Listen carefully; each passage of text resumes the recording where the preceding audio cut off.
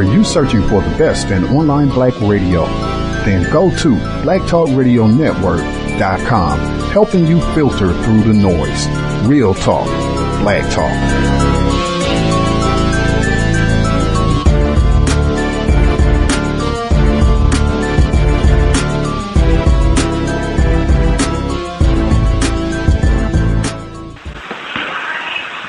Context of White Supremacy, Gus T Renegade.Is in for another program, hopefully to share constructive information on the system of racism, white supremacy. Thank you everybody for tuning in. Today's date, Sunday, December 25th, 2011. Thank you again, everybody, for tuning into the program. I hope it is a constructive investment of your Sunday afternoon. I know a lot of folks out there are participating in the madness that is going on today. I hope those of you who are less confused are finding something more constructive to do with your time. We are still at war. Do not be confused about that at all. Anybody out there, if you have had the misfortune of spending any of your time in front of a television set, I was surprised because they normally have on a lot of foolishness, parades and sporting events and what have you. They actually had a special on. It was about black football players and, of course, the dominant theme, white terrorism. They had Jim Brown and even one of our former guests on the program was sharing their views about the long history of racism in professional sports. Muhammad Ali was on, Jim Brown was on. It was very surprising. I was stunned to see them doing a major special on their history of tacky and trifling terrorism against black people on this day. But hey, that is what it is. Racism, white supremacy, every day, all day. That is why we are here. Our guest for the program, always a pleasure to have him visit us and share views, constructive, life-saving information. I just wanted to start with the definition. I think that's fitting. We always paying attention to words and their importance. The definition for serious, an adjective of a person, solemn or thoughtful in character or manner, of a subject, state, or activity, demanding careful consideration or application, of thought or discussion, careful or profound, acting or speaking sincerely and in earnest rather than in a joking or half-hearted manner. I want to actually read that one more time just for it to stick. Acting or speaking sincerely and in earnest, rather than in a joking or half-hearted manner. Third definition, significant or worrying because of possible danger or risk, not slight or negligible. And the last one, substantial in terms of size, number, or quality. These are the different definitions for the term serious. And I think our guest for today's broadcast really sets the standard for black people about being serious about the greatest problem in the universe, speaking sincerely and in earnest rather than in a joking or half-hearted manner about a permanent resolution to the problem, white people. We will do the sound clip and proceed. Our people are very serious about not being very serious. Meanwhile, white people are very serious about playing hardball against us, and this hardball is called genocide. Please visit the website, Kambon Kambon.org. You can get lots of information about his publications, different books, what he's going to be doing, upcoming events and what have you. Lots of great info, and you can support. He has his invest button on the site. You can support his efforts to get a once and for all permanent solution to the problem of white terrorism worldwide. Always a profound honor to have him on the program. I know tons of people out there were ecstatic when they found out he was going to be visiting us today. Joining us live for the fourth time, our guest, Dr. Kambon Kambon. Dr. Kambon, are you with us? Yes, Black Liberation. I'm on speaker. Is it okay? Can you hear me all right? How about you give us a sentence or two, and that way I can hear if your volume is okay. I greet you with the famous words of Black Liberation, and the full statement is Black Liberation gets us from under white terror domination. I think that should be fine. At least for me, it's fine. If any of you out there who are listening in the chat room, if the volume is okay, you can let me know. If you're having a problem, the folks who are in the chat room on TalkShoe, if Dr. Kambon's volume is too low, just let me know, and we'll ask him to speak up. But you seem fine right now to me, Dr. Kambon. Okay, great. Wow. Thank you so much for... It's an honor, and I'm really humbled to be able to spend some of my lifetime with you in particular, Brother Gus, and those who are listening. I feel very humble, I can say again, because I don't have an opportunity necessarily to talk to many of our people, because many do not have the ability to hear. And it reminds me of a wonderful poem by Brother Listervelt Middleton, who is now an ancestor, a venerated ancestor. He was out of Columbia, South Carolina, and had a television program entitled For the People. And he wrote a fabulous poem, and I wish I could commit it to memory, but part of it says, he's talking to the children, and he says, understand what you hear and know what you see. But many of our people are not able to see, and they certainly don't have the ability to hear, because, as I mentioned last time, our people invented the expression, I ain't trying to hear it. So, but nonetheless, I am pleased to be with you today. Again, as I said, the pleasure is ours. For our listeners, I think it would be fitting. I know when I asked you about being a guest on the program today, you said, "Oh man, you're interrupting my football and my presence and getting my eggnog and everything." If you could share with our listeners how long it's been since you participated in any of this madness, and why you made the decision to desist with participating in any, I think what you call them, horror days. Right. It actually, I did a program the other night, and a brother asked me an interesting question. He asked me what people influenced me. And when I thought about it, I really was not influenced by anyone. I can't point to a scholar or anyone in the community that counseled me. I just merely started to think. I mean, I always was a thinker. And I went downtown. This was in it was probably in the early 70s, 1971, 72, somewhere around there.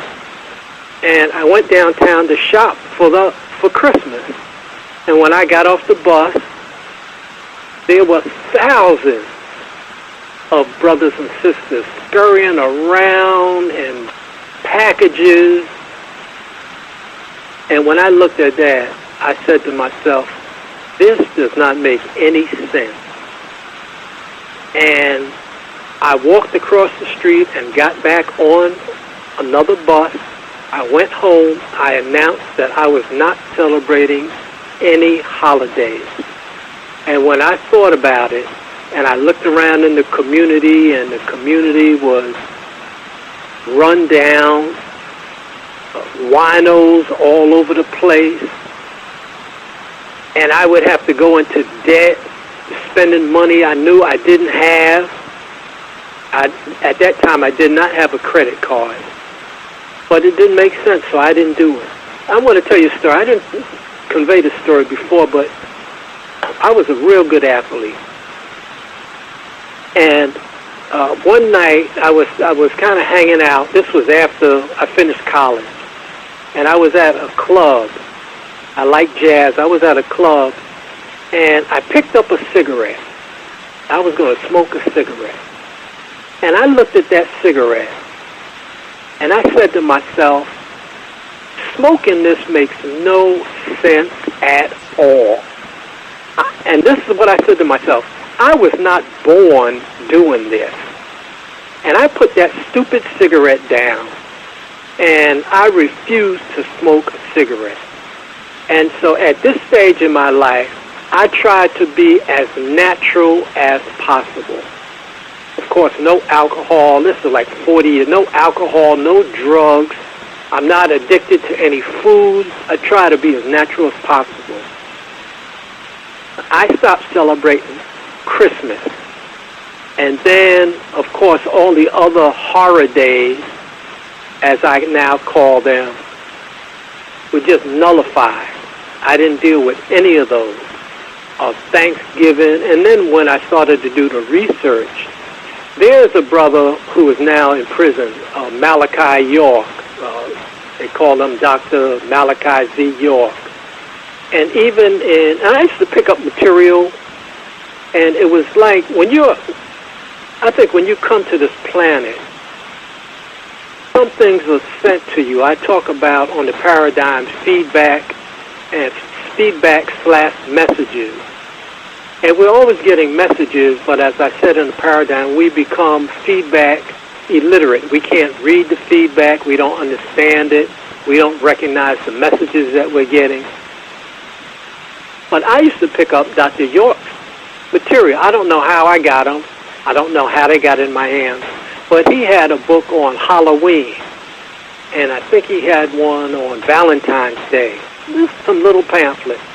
And I read those pamphlets, and I decided I wasn't going to deal with any holidays. And then later on, of course, I'll tell you about two wonderful books. One is by Dr. Barashango, B-A-R-A-S-A-N-G-O. His first name is Ishaka Musa Barashango. His book, African People and European Holidays, A Mental Genocide, Volume 1 and Volume 2.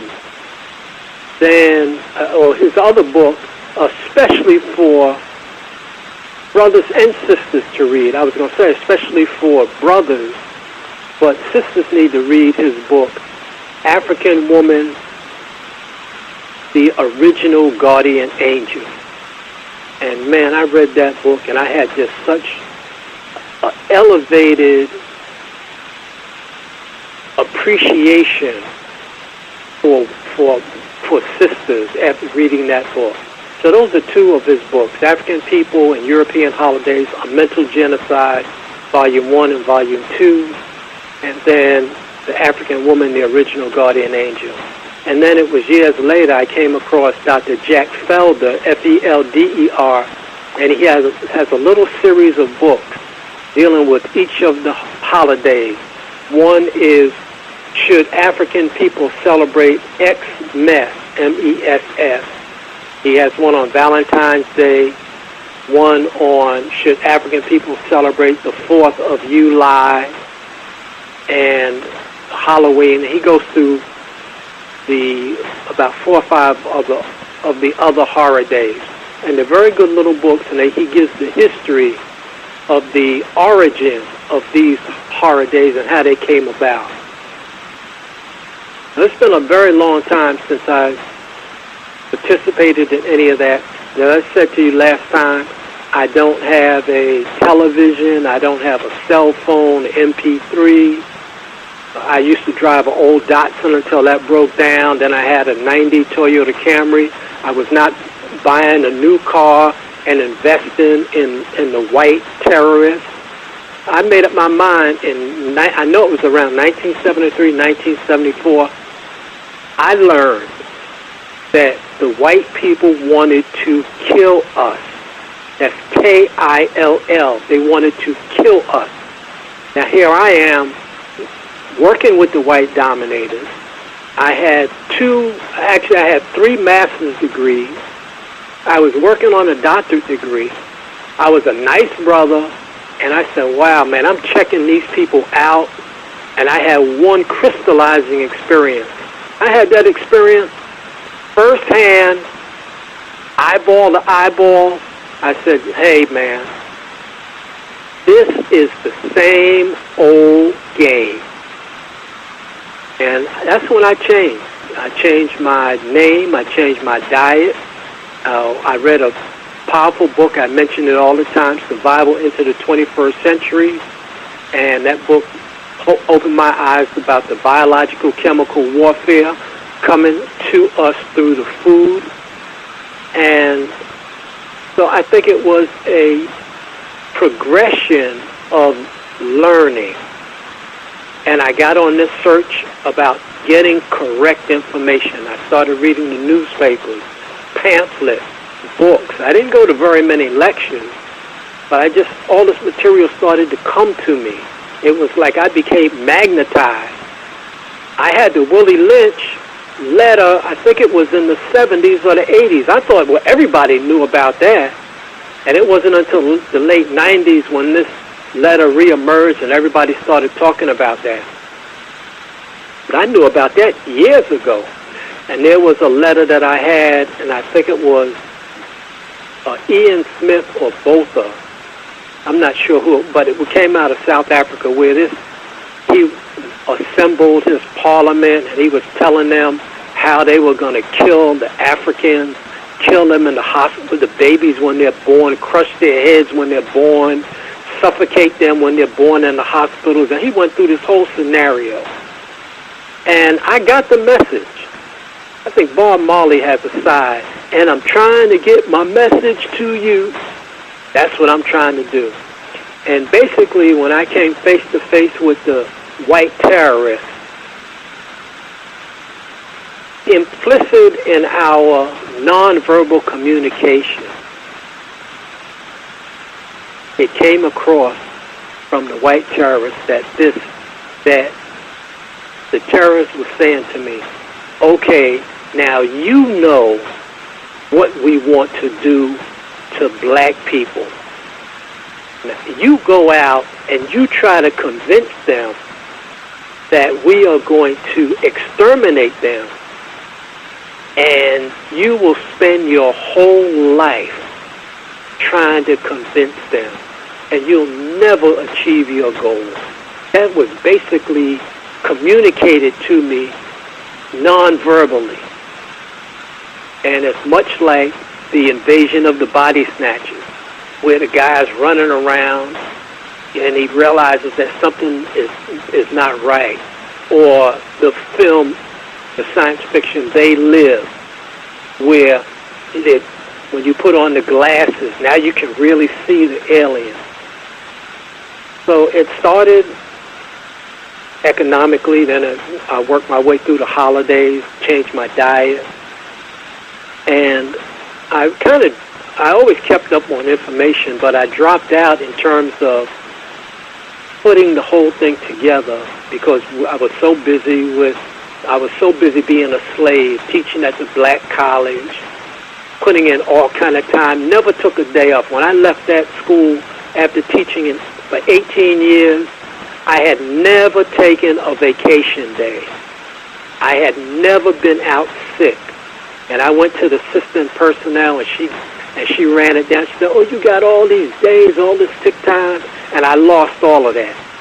But that's how devoted I was. I would work during the so-called holidays, the summertime. I was in the Department of Education. I worked all the time. When people weren't there, I was there working. So it goes back to this thing about the holidays. I really don't even want to waste my time talking about this. Our people are so up to date, cosmopolitan, so hip, so fly, so modern.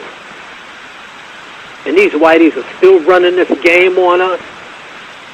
There's a tape by this white guy, Dr. Deagle, Deagle. The tape is entitled Connecting the Dots. And on this DVD, he is talking to a group of white people, and he's saying that the U.S. government, that there's a shadow government, that they have underground cities, I think out in Arizona. They got these underground cities. They're storing food. There's a seed bank. If you go online, you can see that there is I think it's like an international seed bank where they have all the seeds on the planet stored in the seed bank in case a calamity happens. Then at least they will have seeds to come back and grow food.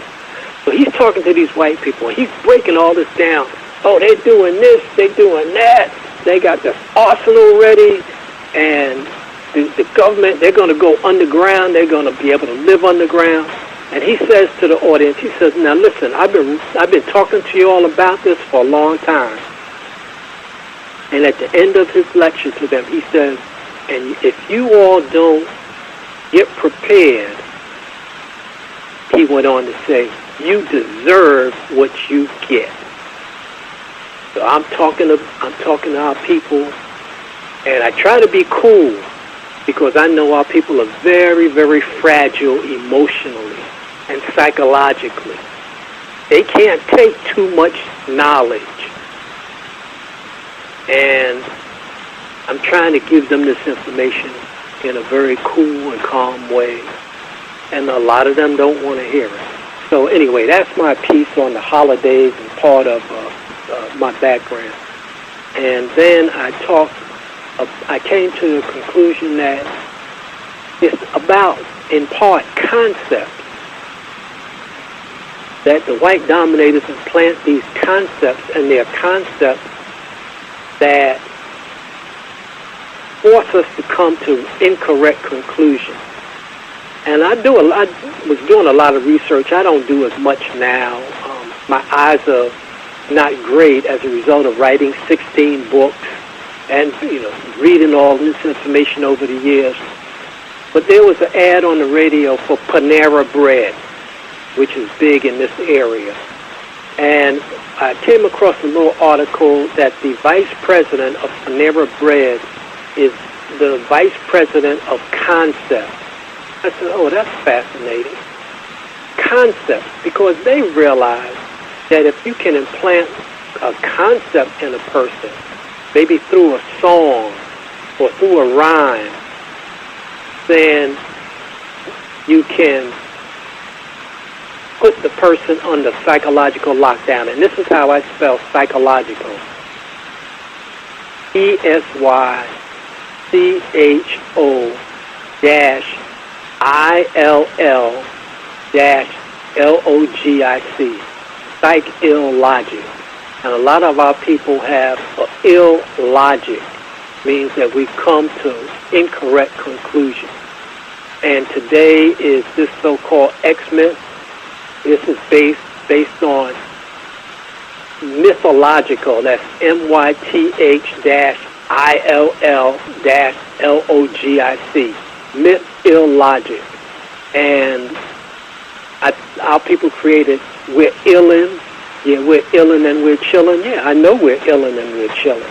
We're doing more illin' and chillin', and we're going to be off the planet illin' and chillin'.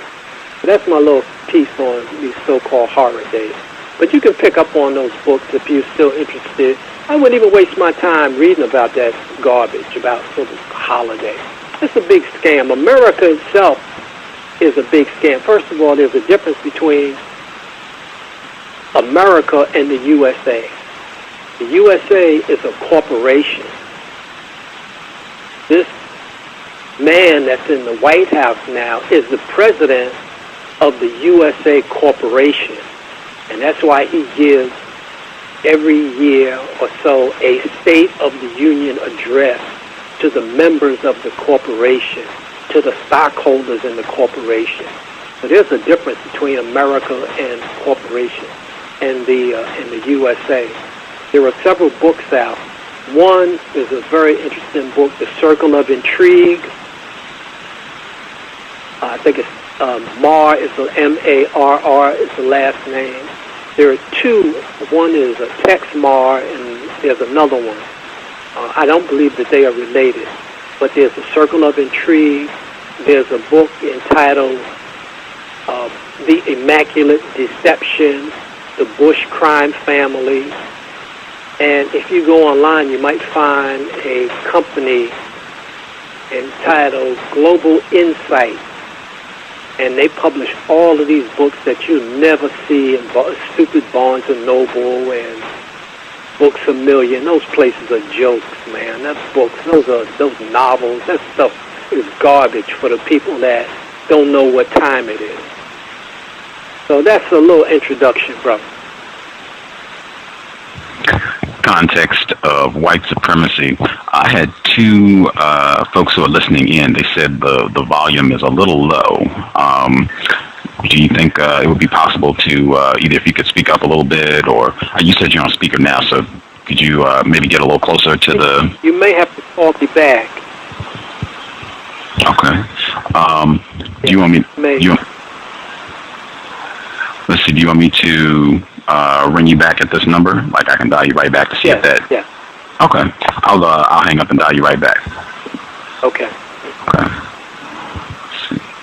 Thank you all for the feedback. I will.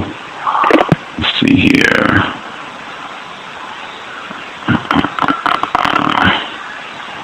All right. Shouldn't take any more than 30 seconds. Hopefully, get back on the line here.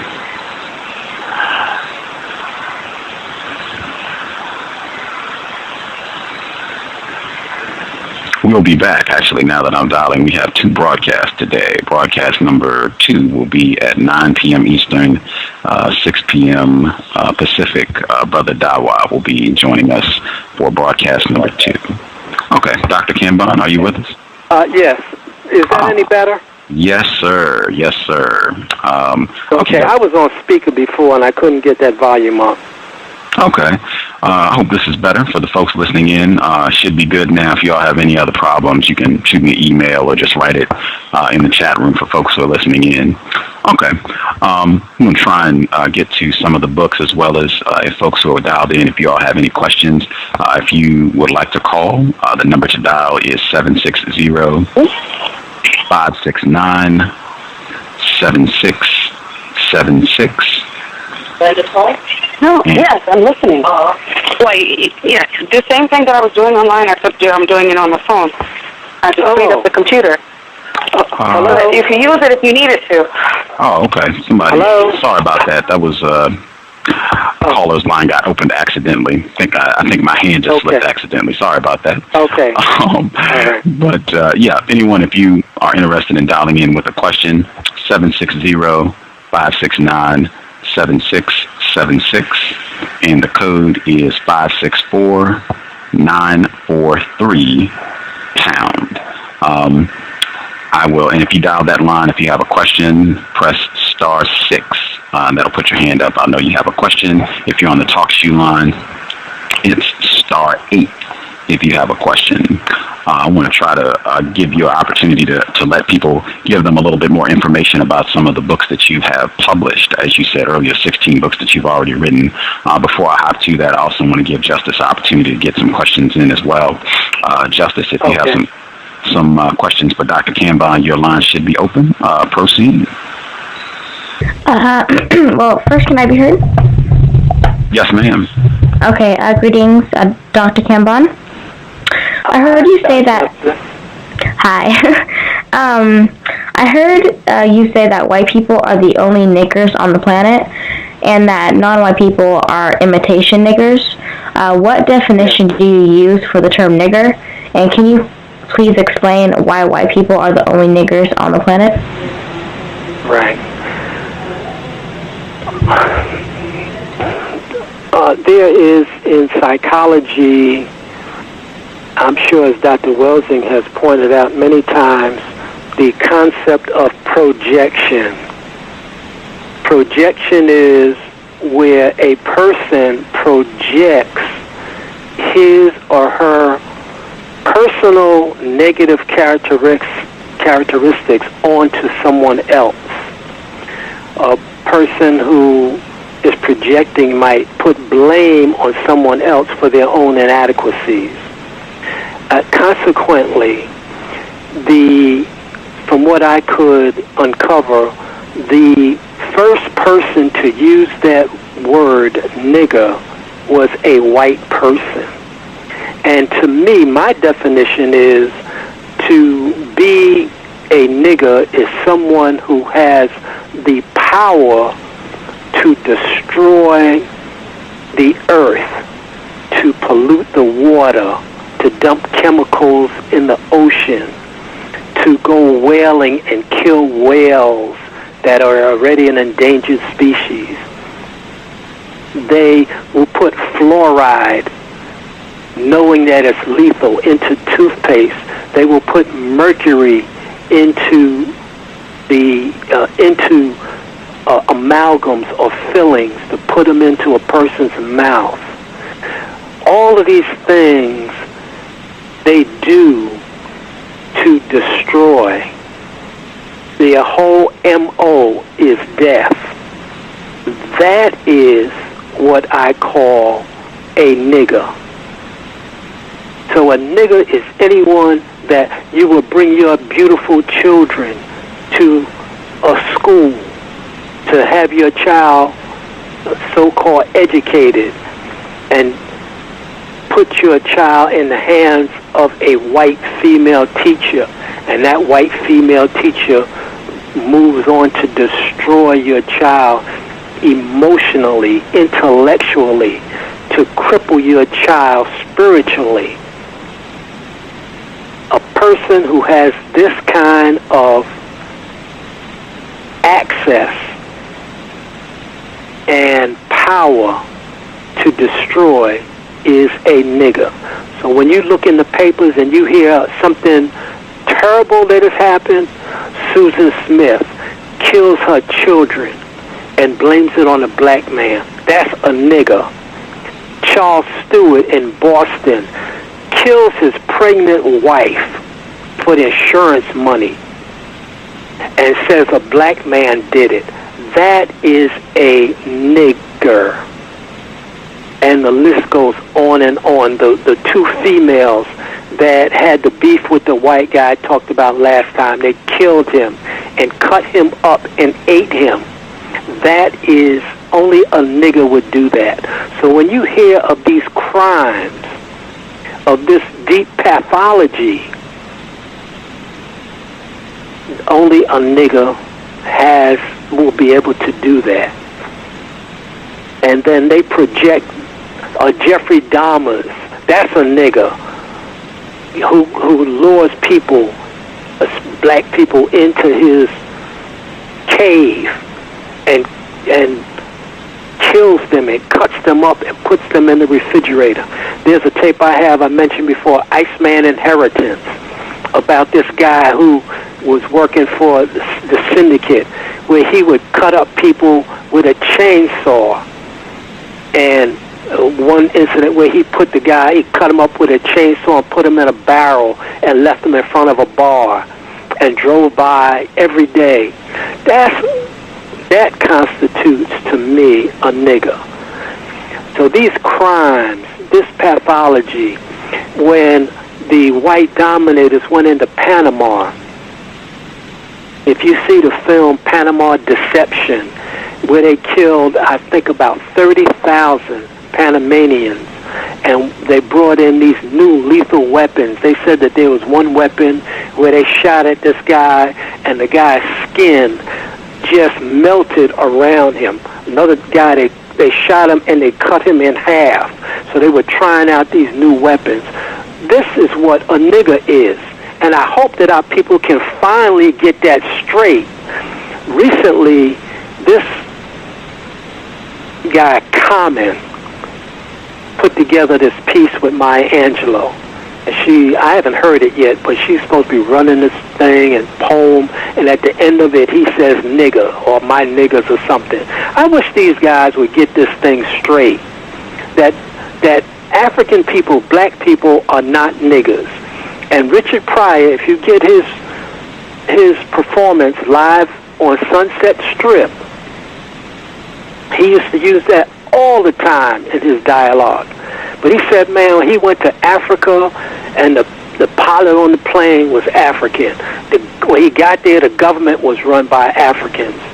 The hotels and the restaurants, everything was African. He said, and he realized, he said, you know, I don't see any niggers here. And he got back here and he told the audience, he said, I'm not saying this to be funny. He said, but I didn't see any niggers in Africa. And I'm going to take that word out of my routine starting now. So I wish these young brothers especially, you need to take that word and apply it where it goes to these damn white people. They are the only niggers on the planet, the male and the female. That's who they are. If you go online and you look at this, Coulter is her name. She is a demon. So that's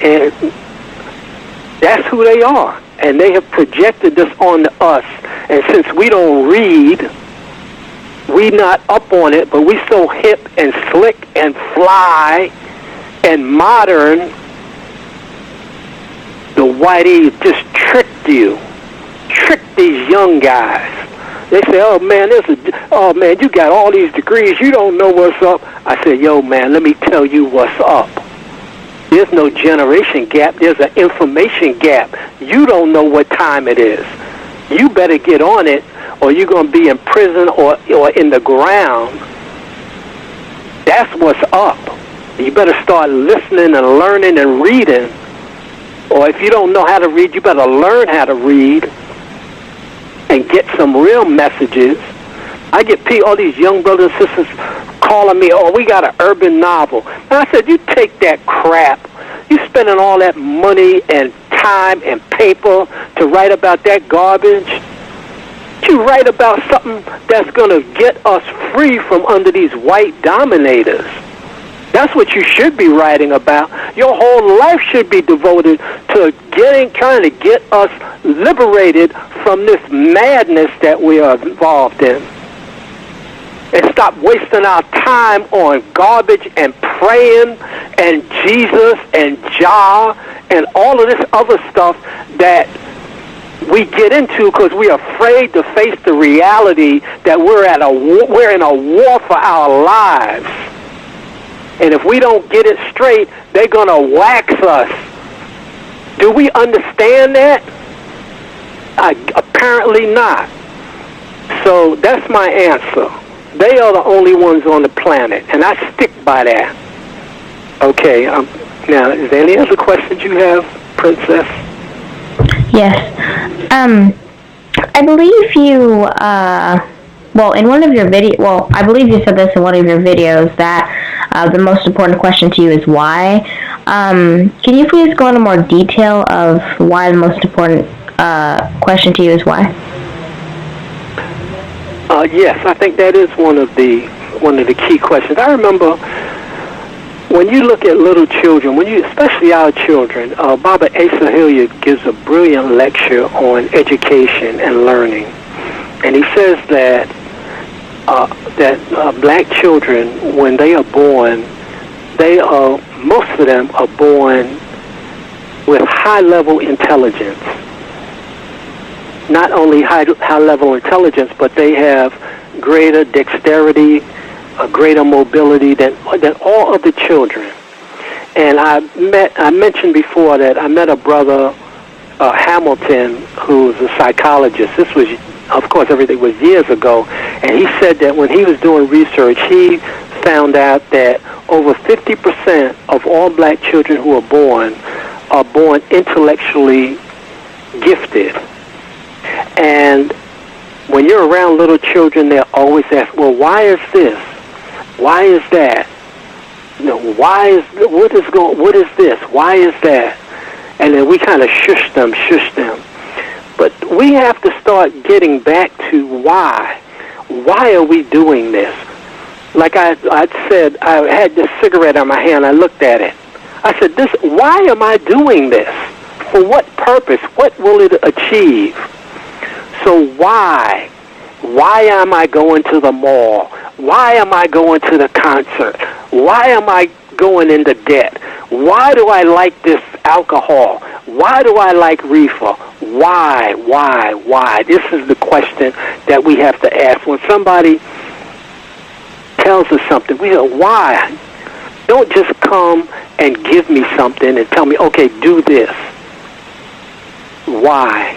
Why should I do this? What is the purpose of it? What is the goal? What is the end game? What is the result? Somebody says, hey, man, smoke this joint. Why? What's in it? What does it do? What will happen? What are the side effects? So why is that's one of the important questions.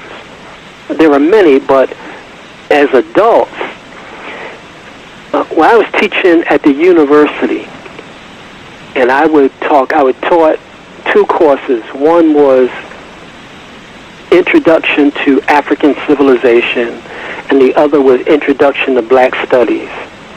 And oftentimes I would show a video clip, and I would ask the students, what do you think of this?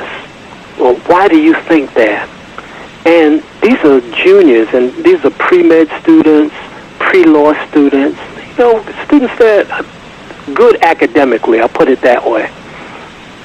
And many of them would say to me, you are the only professor that ever asked me what I thought. And that's what I do. I try to get people to think, and I want us to engage in the process of thinking. And I'm always fascinated by how people come to their conclusions about things. Again, it comes down to why. You ask a cop, why are you stopping me? You ask the teacher, why are you giving me this assignment? Why should I celebrate this holiday? Why? Why is this politician trying to pass the National Defense Authorization Act? Why are they doing this?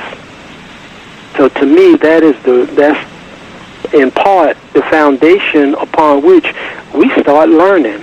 So as our children get older, that curiosity, that's what it really is. Why talks about our curiosity, and as we get older, our curiosity is crushed. And we stop asking why. We just become zombies, what I call Borgs, B-O-R-G-S, or Zoids. We become Cespulian-Steins. We just go along with the program. So I remember I went to this dinner for our student teachers. I'm sitting there, and the professor, the head of the natural science department, he says, well, Kambon, why aren't you eating? So I tried to be cool. I don't want to get into dialogue. There are about 8 of us around the table. He keeps sweating me about why I'm not eating. I said, listen, I don't eat out. That's my rule. I don't eat out. And especially in a place like this, this hotel, I don't know who's in the kitchen. I don't know what those people are doing back there. So I don't eat out.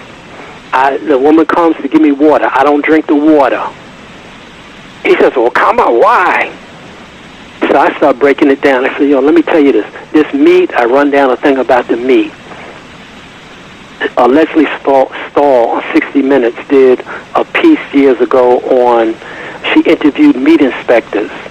And the meat inspectors are there saying, we can't inspect the meat. It goes by too fast, and so-and-so. And then there was one on chicken. And, the chicken is filthy. And when they open the innards, and the guts fall into the vat, and that becomes fecal soup. So she, all of these things I'm breaking all this down to her. I said, and the tomatoes weren't genetically modified at that time, but tomatoes and they've got chemicals. Iceberg lettuce is bad for you. White bread is bad. I'm breaking all this down. This was, I think, on a Friday or Saturday. That Tuesday, he comes to me. He says, well, Kambon, after you talked to me, I went home and I threw all the canned food out, and I'm throwing away all the meat. I said, hey, man, I got this information here. It's right here. I got it on video. I got it in books. It's not like this is a secret. And so this is why it's important to always ask this question, why? Why are you going to church all the time and it doesn't produce anything? Why are you praying all the time and it doesn't produce anything? Why are you spending money you know you don't have? So why? It's a very important question. And we got to get back to asking and examining everything. Anything that comes to you, you say, why? Okay?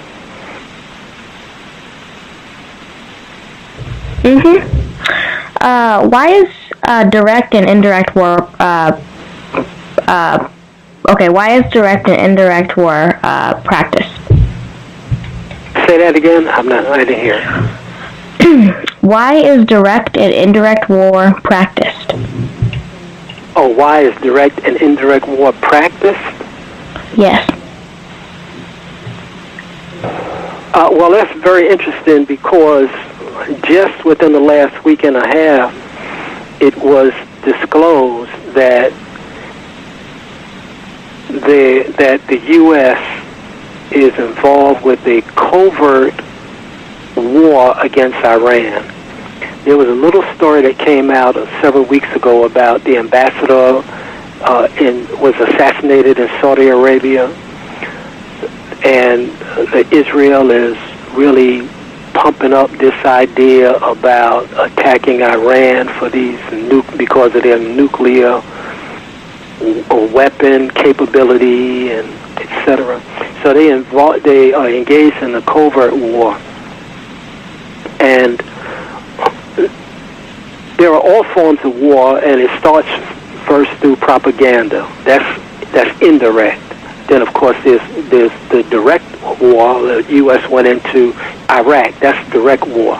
So there are all forms of warfare. So I talk about when we talk about war, I say that there's war against African people in all these areas: psychological, cultural, economic, health, education, social, political. There's a very good film, by the way, now I'm talking about war, entitled The FBI's War Against Black America. I want to say it's the FBI's secret war against Black America. And the COINTELPRO is a good example of indirect war, how the FBI, they were writing letters back and forth to Kathleen Cleaver saying that Huey said this, et cetera, et cetera. So this is, and it was a lie that the FBI had manufactured these letters. A classic example is the indirect war that the FBI waged against Malcolm X and Elijah Muhammad, and said that they sent a letter to Malcolm saying Elijah's people are going to get you. Sent a letter to Elijah, Malcolm's people are going to get you. So all these were manufactured, you see. So this is part of the indirect war. When there was the Cold War, so-called Cold War between the U.S. and Russia, they still had agents, so-called espionage agents, in the USSR, and they had their agents here. So that's all part of spying, covert and overt warfare. It's direct and it's indirect, and in many instances it's through propaganda. And when you propagandize people, you implant these concepts, then you're able to easily persuade people to go along with your program. So does that answer your question? Yes. Okay, and let me just add to that. And the best indirect warfare is to wage a war against people, and the people don't know that there's a war being waged against them. So you have to always have your antenna up. You always have to be on high alert to be able to spot the different ways that war comes to you. And if we are not alert, for example, there's a war with fluorescent lights. Fluorescent lights are very, very bad for the eyes. And if people don't know that, that's a war against the people. So it's direct, indirect, and especially through propaganda. And if you go online, and I have it in one of my books, the various propaganda techniques that are used as instruments of war to implant lethal concepts in the minds of the people, so that the people become on automatic remote control self-destruct, and they don't even realize, REALEYES, that they are under assault.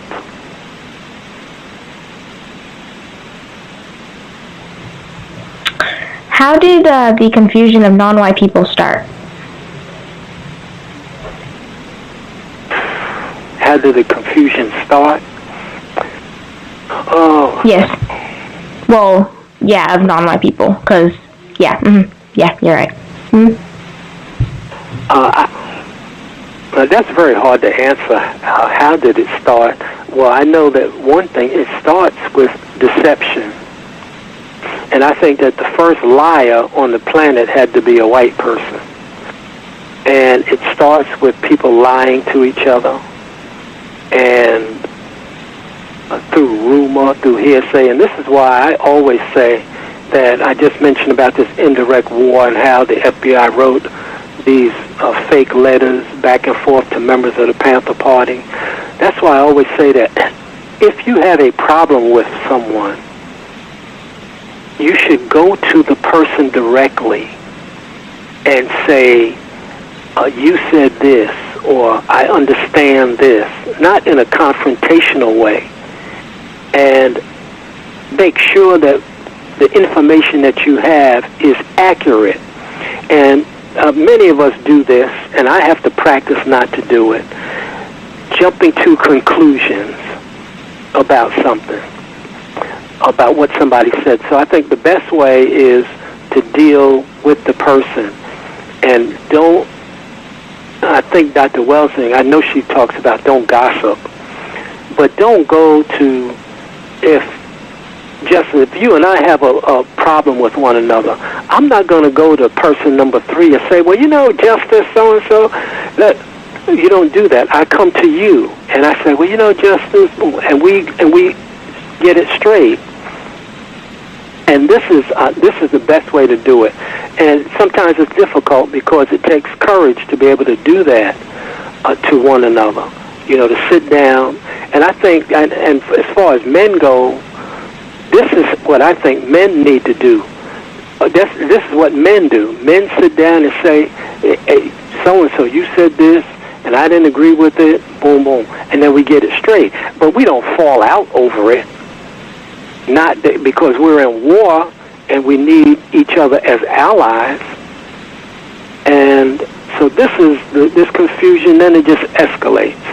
And it escalates, so it's a problem.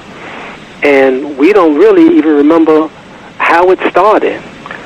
So I can't answer when it started, but I know that when you go back to ancient Kemet, and we started, and the invaders came in, the Hyksos, the Persians, the Assyrians, when they all came in and started to infiltrate the structure of the rule, as they infiltrated, then this is where a lot of this madness started. This is where the jealousy started. And then, as you know, we became enslaved. Then the white dominators would spread lies among one another, among the Africans. And so then it manifested. So I think that one of the ways to counter this confusion is, I think that my philosophy is this: I think we have to drop everything that we're doing. All these different groups that we're in, all of these religions and fraternities and sororities, we got to drop all of that, because those things are irrelevant. And we have to get down to what I call our core selves. It's like a psychologist. When a psychologist is in a trial defending someone, and a good example is, there was this incident where this psychologist was watching the news one time, and he saw this so-called Indian. I call them homegrown organic people. He was on trial for shooting and killing someone, and the psychologist saw this guy. As soon as he saw him, he went to the jail, and he said he wanted to represent this Indian, so-called Indian. And as they got deeper into the trial, the psychologist said that this person was not responsible for getting up and walking across the street and walking into a store and shooting the store owner, because his mother suffered from, was an alcoholic on the reservation. And this person that he's representing suffered from fetal alcohol syndrome. The psychologist was able to go back and unravel this person's life and identify the moment when this fetal alcohol syndrome affected this person's ability to reason and think. If you remember the movie The Terminator, and I think it was The Terminator, where this entity took all these different forms, and when at the end of the movie it fell into a vat, and as it was dying, it went back from this last form to the one before that, to the one before that, to the one before that, to the one before that, to the original form. And that's what we have to do. We have to unravel all of this madness and confusion that embroils us in controversy all the time. And that's why I said we have to drop all of that and get back to our core selves. We have to be naked and drop all that, and now we say, okay, now what can we engage in that is going to engage us in the process of liberation from under white domination? Because all those things that we are doing now, up to right this moment, have not produced liberation. That's why I say that these things, I nullify all of them, or most of them. Let me say most of them, because they haven't produced what we're trying to get. And I hope that answers your question. It does. Just to hear your views on this question. If a confused black person said to you that racism, white supremacy will be gone over time, what would your response be, and how would you react to what that black person said? It really depends on who it is. First of all, our people are very sick people. They're emotionally sick. They're psychologically sick. they are sick. They are mentally ill. And this is, I'm not saying it to really put the people down, but you have to be mentally ill in this cesspool that we are in. And before I answer a person, usually I have to always try to remember to do this. I have to ask them what they have read. See, what books have you read?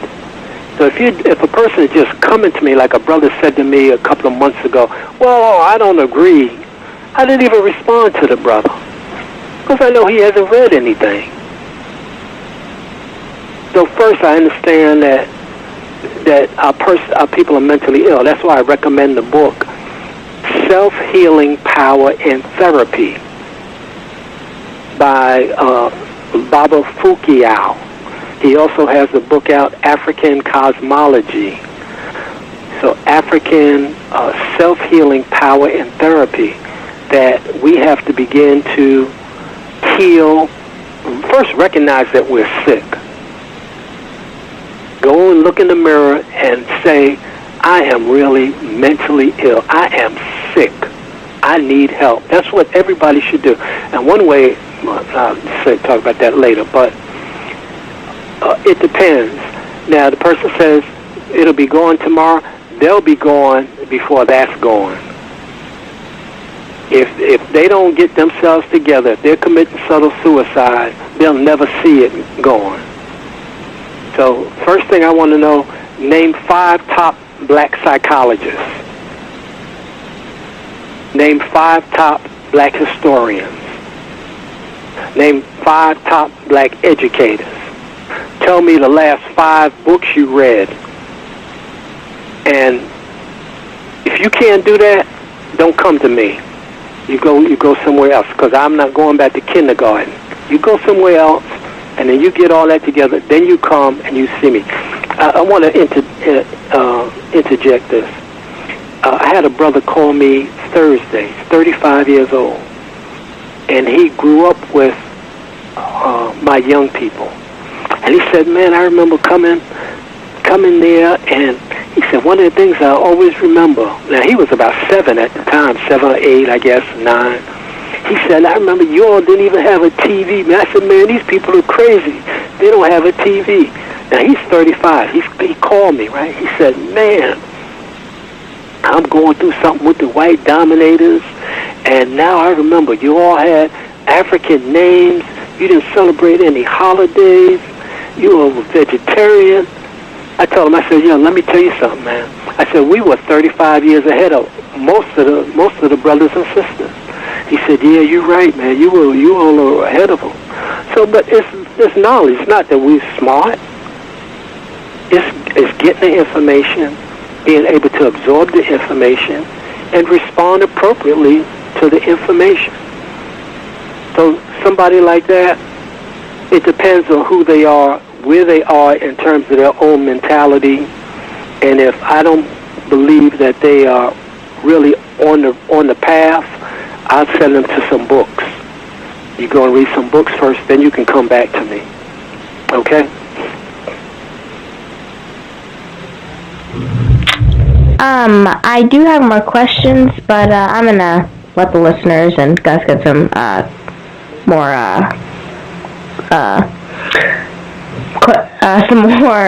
questions in, and yeah. Mm-hmm. And thank you very much. All right, great. Okay, thank you.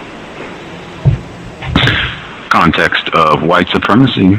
Want to give Dr. Kambon an opportunity to share, give like a summary of some of the books that he's written. I encourage folks to support his different publications. You can visit his website, Kambon.org. I'll spell that out for folks. KAMAUKAMBON.org. KambonKambon.org. You can visit the website, see the titles of the books he's written. As I said, you can get other information, events that he's going to be participating in, as well as investing in his efforts to get a final resolution to the problem of worldwide white terrorism. Some of the books that you've written, let's see, I'll start with this one because I just think this one is really important. Tips on quick and easy ways Africans can commit subtle suicide. Any thoughts you would like to share with our listeners about that particular book? Yeah, that I was thinking about it. I wrote that book, and it's really supposed to be reverse psychology. But the idea was that I think I was pissed off at black people at the time. And I said, look, you brothers and sisters are really messing up. And if you're going to be on this team for us to win, you have to do the right things. But if you insist on doing things that are going to block us from achieving our goal, then let me give you some tips on how to accelerate your own demise. So if you want to smoke cigarettes, instead of smoking 5 cigarettes a day, smoke 10 packs a day. Instead of drinking a pint of alcohol, drink 10 gallons of alcohol, but get out of the way and clear out of the way so that we can field a team that can help us win in this war that we are in. And I think that's one of the books. I also amplified the idea of we have these different selves, S-E-L-V-E-S.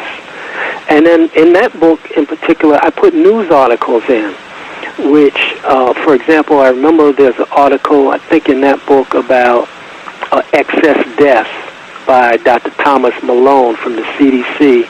And at that time, he says 60,000 black people die every year that don't have to die, and he listed the reasons why we die. So I was hoping that maybe doing this in reverse might have an effect on people. I was thinking about it last night. Dr. Ben has a book entitled, and his birthday is December 31st. I think there's going to be a big event honoring Dr. Ben in New York City in the Bronx. So we want to try to tap into that information and support Dr. Ben. His book is entitled From African Captives to Insane Slaves. And I was thinking about it. I think he was probably very upset with our people when he wrote that book. And tips on subtle suicide, I think I was in the same frame of mind, being very upset with the self-destruction that was going on among our people. For folks, if you are listening in and you want to get some of these titles, you can visit abibitumitcasa.com and you can get an ebook of several of these titles. I put the link in the chat room just now, abibitumitcasa.com. The link is in the chat room. You can just click it, go there if you want to get some of these titles in ebook format. This is a 3-parter, and I think this is extremely important. I know I've shared with you before, Dr. Kambon, that my parents, they didn't really give me any information about white terrorism, racism, white supremacy. I suspect they're highly victimized and that they don't know very much about racism, white supremacy in detail. Your 3-part series, you should be ashamed of your duped parents. Can you break some of that down for us? I think that's it really talks about that our parents and our mostly our parents have been tricked by the white dominators, and I say that not to put our parents and grandparents down. It's that we have to keep in mind we're fighting against scientists. I mean, people who sit down in rooms and think about how they are going to trick people. And they're very scientific about their approach. You know, they study us. There's a book by, I think it's Tyrone Power, The something about he was a former FBI agent. I think it's Eyes to My Soul. I don't remember the exact title, but in it he talked about, I got an interview that he did. He said the FBI, they sit down and they have a whole profile of the mentality of black people, and they know how they're going to act and react because they set up these scenarios like an experiment. So we have been tricked. You know, they trick us in school with the concepts of justice, democracy, fair play, equal justice. So we grow up thinking that that's real. And duped parents, it really goes from A to Z. I have so much information. Part 1 is, I think, about 105 pages, but part 2 is 330-something pages. I have pictures and color dealing with so many different topics. You can open the book at any page and learn something that will really help you. And I have websites that people can go to. For example, I like to mention this letter by Swinton. I think it's in that book, where he talks about the journalists and news writers. They don't have any heart because if they told the truth, they know they would be out of a job the next day. I think I have the Banking Act of 1933 in there, where this congressman, I think, stands up and he gives this profound speech about America has officially collapsed economically, and that's why the U.S. got off the gold standard. So I have from A to Z, political prisoners. I can't explain it. It's just so much information. And all my books are like that. And as I said, you can open up any page and you could get correct life-saving information. And I look at things two ways. External, meaning the white dominators, the system, and then the white people. That's external to us. And then internal, meaning what's going on in our community and what's happening with us as individuals. And so that's how I break the world up, external and internal. And this deals with all of those internal and external activities that affect us. I deal with black political prisoners. I have a real good article in one of those Duke Parents books where it talks about this General Amherst and this issue about whether the white dominators gave smallpox to the homegrown organic people called the Indians. And in it has this, I think it's a transcript where one of the homegrown organics was saying that he saw that all his people were dying from this mysterious ailment. And he went on to say that they felt that they were being punished by the Great Spirit because they didn't do something right. And I took that, I said, wow, this is very fascinating that they thought that it was the Great Spirit that was punishing them, when in fact it was the diseases by the white people that were really killing them. And it's interesting to me that the homegrown organics and Africans believe so much in the spirits and the Creator. My son points out very astutely that we equate, or we should not equate, this word God, which means giver of death, with African deities like Olodumare or Onyame. But the people that have won their battles against the white dominators, I don't hear them talking. I don't hear them having to have to dance and drum before they go in to fight, the battle. One film in particular is the Battle of Algiers, which is a very powerful film. The other one is what the Vietnamese did. You don't hear them talking about these same things. I'm not saying that they don't do those, they don't believe in anything, but it's not so prominent that it just consumes them and distracts their currency or their energy from the work at hand. So that's Duke Parents 1 and 2. And I really suggest it because they're just good books. And there are no books like that on planet Earth.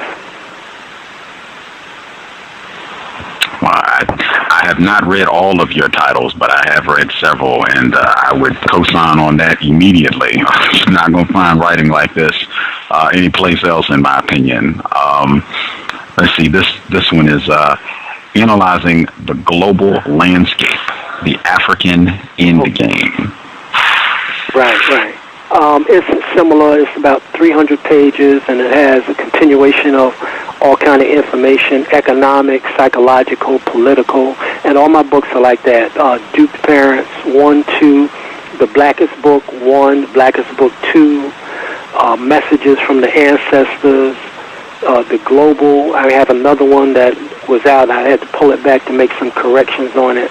But all of my books follow this format, where I will take an issue or a problem. For example, I think in the Global book, there was the research that came out not too long ago about alcohol. This was the study done out of Australia, that alcohol causes cancer. Even alcohol consumption in moderation will cause cancer. Beer, which is, I think, 2.3% alcohol over time, also will cause cancer. But alcohol destroys brain cells, destroys liver cells. End of story. I think in one of the books I have a segment on marijuana and the deleterious effects of marijuana. So it deals with all the different areas. It's not confined to one area. Since we're fighting on all fronts and we're being attacked on all fronts, my books deal with all of these different issues: psychological, cultural, economic, to some extent political. Marcus Garvey said everything is political, and social, and it brings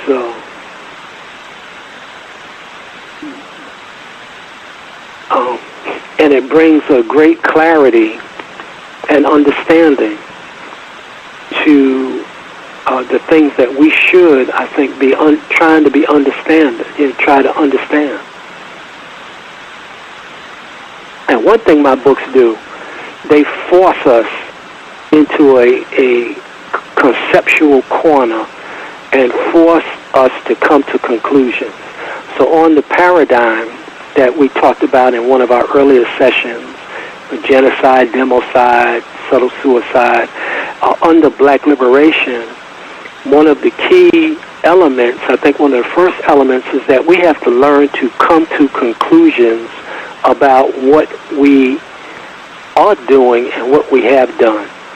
In other words, has what we've done produced anything, or what has it produced? Now, I know some may not dig this, but I was thinking about these Kwanzaa celebrations are getting ready to kick off. And in this area, there are some Kwanzaa celebrations. I'm not going to any one of them because they've been co-opted. They're real bogus. The people that are running them are jive people. I say that because when we did Kwanzaa, which my family started in the 70s, adhering to the principles, we practiced the principles, we lived the principles. Umoja, Kujijagalea, Ujima, Ujima. We practice them all the time. Where we shop, what we do, all the time we practice those. But a lot of these fake brothers and sisters, they come together during Kwanzaa and pretend like they've really done something, and they haven't. And that's why they have made Kwanzaa a big joke.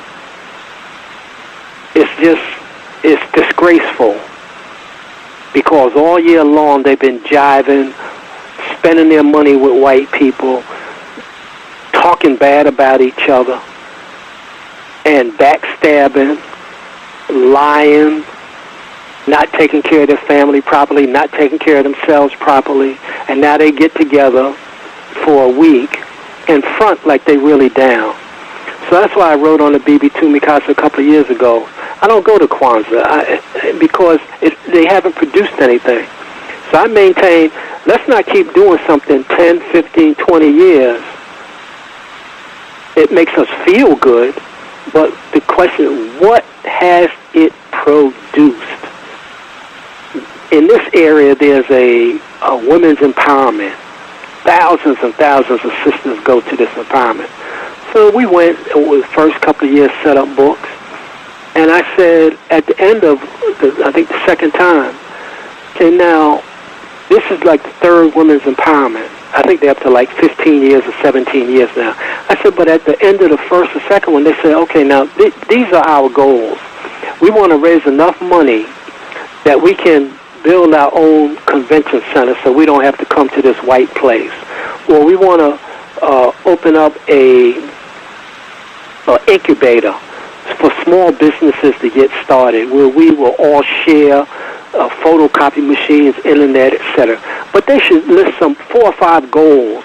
And then the next year when they have women's empowerment, they say, okay, last year we said we were going to do this, this, and this.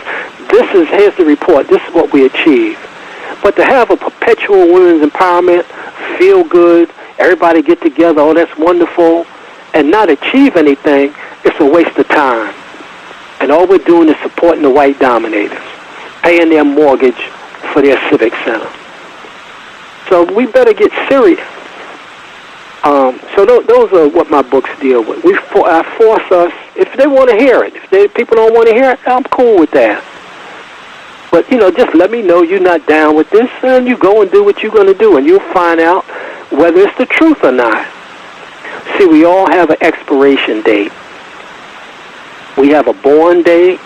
We were born on such and such a day. We have an expiration date. And when we expire, they put the born date, then they put a dash expiration date. The question is, what did you do between born and expiration? What does that dash represent? So now I was thinking about it. That dash, for some of our people, like Ida B. Wells, I would go to her tombstone, and instead of that dash, I would put a perpendicular. I would make it a plus sign, and I would put right above the plus sign 100, plus to the 100th power. That's how powerful that sister was. So I asked, what sign are we going to put on your tombstone? Is it going to be we could put a lot of brothers said we're going to put less than, the less than sign. Or we could put the greater than sign, you see. So that's what my books deal with, man. I wrote these books. I say, I write them for me. I want to go back. I say, hey, man, was I right or wrong?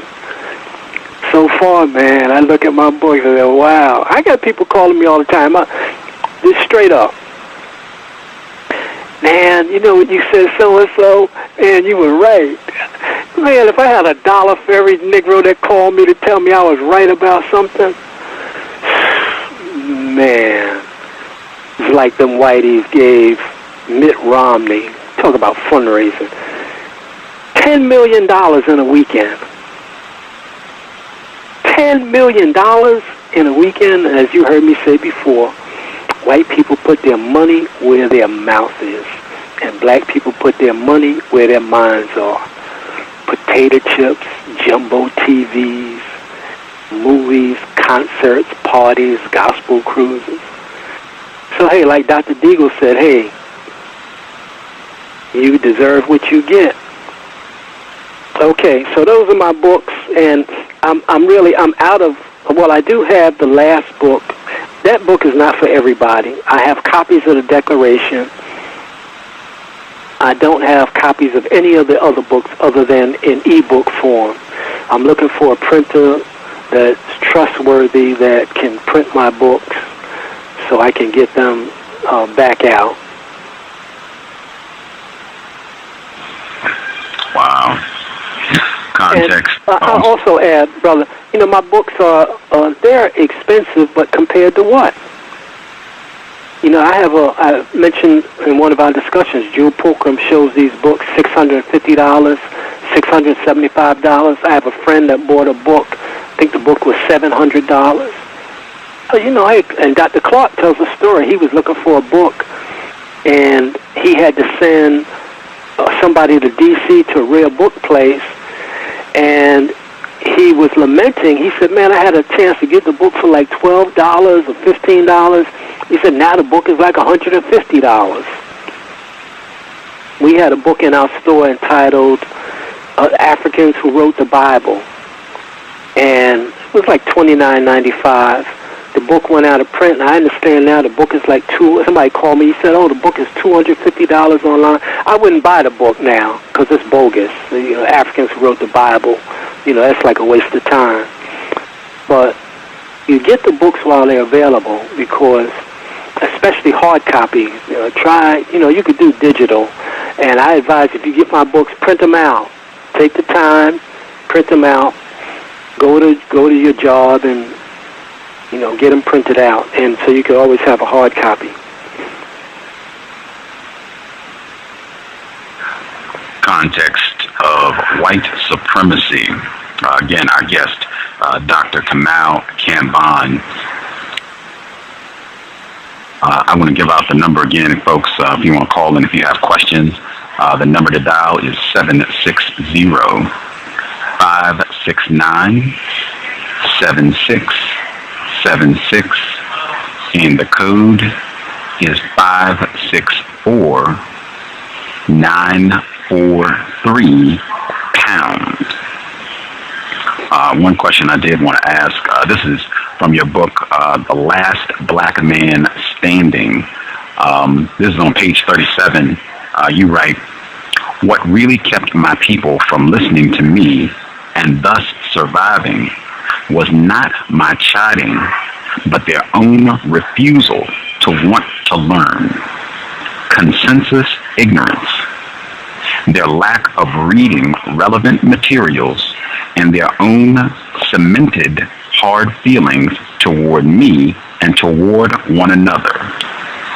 At the core of it, we perished in part because of our inability to forgive each other."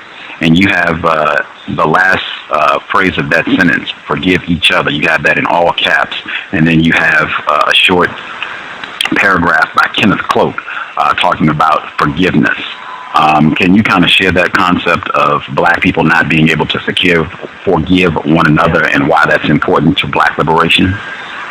Mm-hmm. It's a parallel or dual response to that there are some instances where forgiveness, people make mistakes, and when it is not, when we have problems with each other and it's legitimate, legitimate meaning, okay, we have a difference, and we sit down and we try to resolve it. That's what I said earlier. We can get that together and forgive one another. Okay, that's cool. All right, I understand. But then there are some behaviors that are, to me, unforgivable. Being a liar, a straight-up liar, being deceitful. And that is something that I think is very hard to forgive when people are deceitful at that level. And I need to try to think a little bit more about that. It's been a while since I wrote that, but I think that forgiveness has its place. That we have to try to resolve and iron out whatever differences that we have. And then even in cases where people were deceitful but not malicious, there's room for forgiveness there. But to be deceitful in a malicious way, to really bring harm to someone, Now, that's a different story. And I may give you an example of that later on. So, but I think we have to think about that, this idea of forgiving each other and being kind of easy on one another. As I said earlier, we're sick people. We're fragile. We're emotionally, in many cases, unstable. And I'm glad I mentioned that because I think the last time we talked about Dr. Ammond, A-M-M-O-N-D-T, and her research saying that black people don't intellectually and emotionally mature until they're around age 25. And in terms of their being able to fully understand and fully comprehend what is going on. And I think even that is rather early in terms of development. Because, yes, we have the ability at that age now to begin to understand right from wrong and reason. But in order to do that, we also need to have a background of information to draw on so that we can make good decisions. And I was talking to a brother one night. I met him months ago, and he was going to write this book. I mentioned this last time. And I said, oh, yeah, I remember you, and I gave you some information. I remember the information I gave. I said, and I want you to check out this book. He said, oh, no, I don't want, not that. I said, hey, man, I met another brother one time. And I said, hey, there's a book out. Oh, I don't want to hear it. Hey, okay, go ahead. So we can't forgive, and in some cases we can't. Sometimes we just got to let it roll the way it is. Does that answer your question fully? Yes, sir. It was surprising because I hear so often under these conditions, and I think that's actually in Destruction of Black Civilization, where Chancellor Williams talks about how black people will feud with one another for eons, or we don't even remember what the feud, what the genesis of the conflict is. But the white dominators can come in and we'll make up with them, and they, have been scientifically engaged in warfare with us forever, and we will patch up and we want to make up with them immediately. I just thought that was real important to get that out. Wow, okay. I do see some folks with hands up. I'll get a few questions and then get some of Justice's other questions as well. The person who called in from New York, I'll get your hand. If you're on the talk shoe line and you have a question for Dr. Kambon, just press *8 if you have a question. If you're on the free HD line, which is the 760 area code, press *6 if you have a question, *6. Person who called in from New York, if you have a question for Dr. Kambon, your line should be open. Good evening, Dr. Kambon. Thanks for taking the call and being on the show. Yeah. I have a question. I'm a father. My wife and I just had a newborn 4 days ago, and we had natural birth at home. And, of course, we're experiencing a great deal of adversity from family members who insisted that we go to the hospital, which we didn't.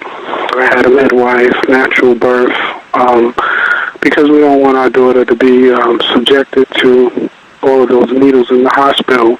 And just moving forward, we're not going to do the immunization and so forth. And I wanted to know if you had some informational resources on homeschooling, a homeschooling curriculum, things that we could introduce our daughter to, as quickly as possible. Yeah, you're in New York. What part of New York are you in? I'm in Brooklyn. You're in Brooklyn? Oh, yeah. If you go to the Kwanzaa celebration Monday night at Boys and Girls High, you could see... Yeah, my sister's a vendor there. Okay, see Brother Segun, S-E-G-U-N. He's in education. He can help you. See Mike Hooper, Hooper. And then if you go to Queens, you go to the Langston Hughes, I think it's called the Langston Hughes Cultural Library. Brother Sekou, S-E-K-O-U, Bako, B-A-K-O. He is a wonderful resource. That's on That's in Corona, Queens on Northern Boulevard. And that's it's a library, but within the library is housed this Langston Hughes collection. And if you tap in and touch base with him, he can help you. And if you can call me if that doesn't work out, but it should. You can call me at 919-250-9110. Okay.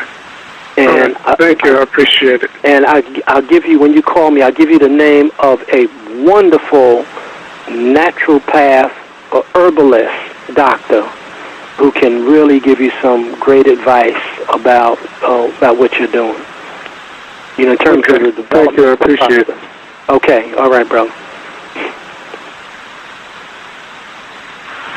And thank I you. should add, call me between 2 and 5 p.m. Tuesday, Wednesday, or Thursday. Okay. Thank you. That's Eastern time. Okay.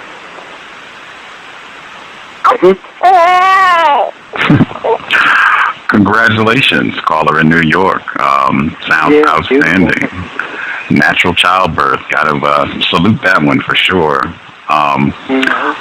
I will double check, and I'll also keep an eye out to see if other folks have questions that they want to ask. Justice, if you have some other questions for Dr. Kambon, your line should be open as well.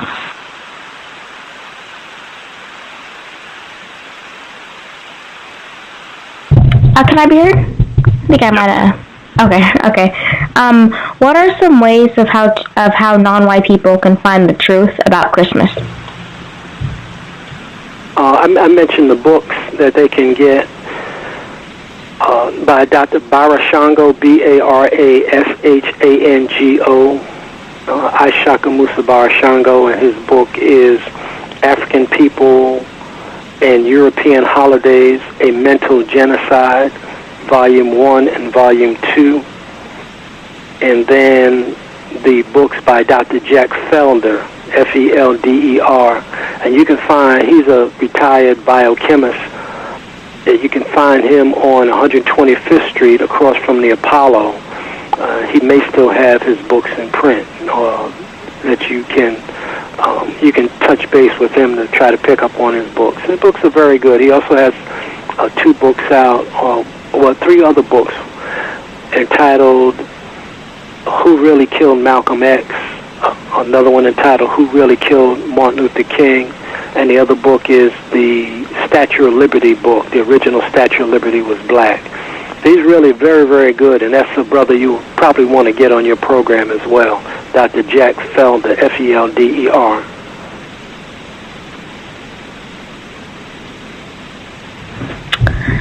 In your experience, what are some of the best vegetables and fruits to grow and some of the best vegetables and fruits to eat? Oh, okay. Now you want to probably go with one of the experts in that area, but I would just recommend the greens are very good. The kale, kale and broccoli are very good. Juicing is good. Some people take exception to that, but if you get Dr. Walker's book, I think it's Norman Walker, the raw vegetable juice book is a good book. There are some more recent books on juicing and the value of juicing and wheatgrass. And some people say sprouts are good, but then others say don't eat sprouts, especially store-bought sprouts, because they are contaminated. So there's a lot of information out there already. So I won't say that I'm an expert on it. I've done a lot of reading on it, and I know what we try to do. And you also have to think about the environment that you're in. There's some things. I remember reading a book by Hilton Hotima, Man's Higher Consciousness. And I read that, but I had to put that book down. He was talking about being a breatharian, just living off of pure air. I went to a brother who had really been into it. I was just getting into changing my diet. And he told me, he said, well, I told him, man, I want to be a breatharian. He said, listen, you can't be a breatharian in the city. You have to do so and so and so and so. So I think, but the main point is to change the diet. They say now try to eat organic if you can. If you have the money, try to eat organic. Try to reduce the intake of poisons in your system, with all of the various chemicals. There's a very good little book. I think it's called The Consumer Dictionary. And it describes all of the different chemicals. And they'll have at the end of a description, they might have sorbitol or I can't think of the other ones, but they have sorbitol, and they'll give you a description of it, and then they'll say generally regarded as safe or not regarded as safe, and they'll give you a full description. So if you can find that little dictionary, it's very good. There's a good book by a sister, Suzar, S-U-Z-A-R. Her book is Drugs Masquerading as Food. That would be a good book to have. Another good book is Alkalize or Die. Talks about alkalinity in the system. So I think the big thing is keeping your system clean. Try to eliminate all the time. Bernard Jensen has a book out, Bowel Care, B-O-W-E-L, Bowel Care. And he talks about the importance of this channel of elimination. So don't eat foods that clog you up. Also, the research says, I saw a brother just the other day, and he says he lifts weights. I said, okay, well, you also have to do your cardio. That deep breathing is very, very important. The science says exercise at least 3 times a day, 45 minutes. Of vigorous exercise means you sweat. There's a book out entitled Dress to Kill. The author is a husband and wife, Singer, S-I-N-G-E-R. And in that book, Dress to Kill, they talk about the link between bras and breast cancer. And they say that part of the reason for the pandemic in breast cancer is that women wear bras that restrict the lymph channels and and all those toxins build up around the breast area. So there's a lot of information out, and you just tap into it, and then people have to decide. But I think the best thing is to try to be as natural as possible with hair care products, lotions. Try to be as natural as possible. And talk about natural hair is the best hair. There's a wonderful, wonderful chapter or section in a book entitled, I think it's The History of the Songhai People, S-O-N-G-H-A-I. It's by Robinson, I believe. And he has a wonderful section on hair, H-A-I-R. I think it's called Journey of the Songhai People, and a beautiful section on hair. It comes down to just trying to be as natural as possible. Watch what you put on your skin in terms of lotions, chemicals. Try to watch what you eat. Always try to have something green. There's a Joel Wallach, W-A-L-L-A-C-H. And he has a book out entitled Let's Play Doctor. And he really underscores the importance of minerals in the system. If you go online, they've changed it. They used to have a video of him. I think he has like a 10-part series entitled Dead Doctors Don't Lie. Dead Doctors Don't Lie by Dr. Joel Wallach, W-A-L-L-A-C-H. Keedy also does a lot with superfoods. That's livinginblack.com. So tap into the work that Keedy is doing, Living in Black, and he does a lot on superfoods. There's somebody else, I can't think of his name, but he's introduced superfoods. Of course, Gary Null, N-U-L-L on WBAI and Progressive Radio, he really brings hard, cold facts every day about health and nutrition. So these are just some of the things that I think that we should be moving to, and then try to eat less. And since this place is unraveling, the key is to try to do with less. Try to use less electricity. Try to eat less. Everything is less. Downsize. I always talk about downsize. Like, go to the thrift stores. Get your things from thrift stores. Don't buy a lot of whitey clothes. Expensive clothes. People kill themselves over Jordans, $180. So look, it doesn't make sense to keep going over the same stuff over and over again with the people. Either they want to do it or they don't want to do it. If they don't want to do it, just let them go. Let them ride. Let them slide to where they're going to go. They'll find out whether it's the truth or not. So those are some of the things. And then, of course, Laila Africa has his book, African Holistic Health, which is an excellent book, the 3rd edition. And one of the best books in the country is Prescription for Nutritional Healing.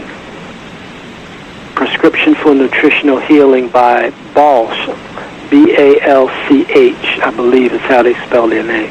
So thick book, and I think they're up to the 5th edition. Very, very comprehensive book. And then Deepak Chopra has a book out. I don't know if it's still out. It's like a huge dictionary. If you type his name in the book, I think the information should come up. And then Brother Scott Whitaker has his book out, Medicine, M-E-D-I-S-I-N, excellent book.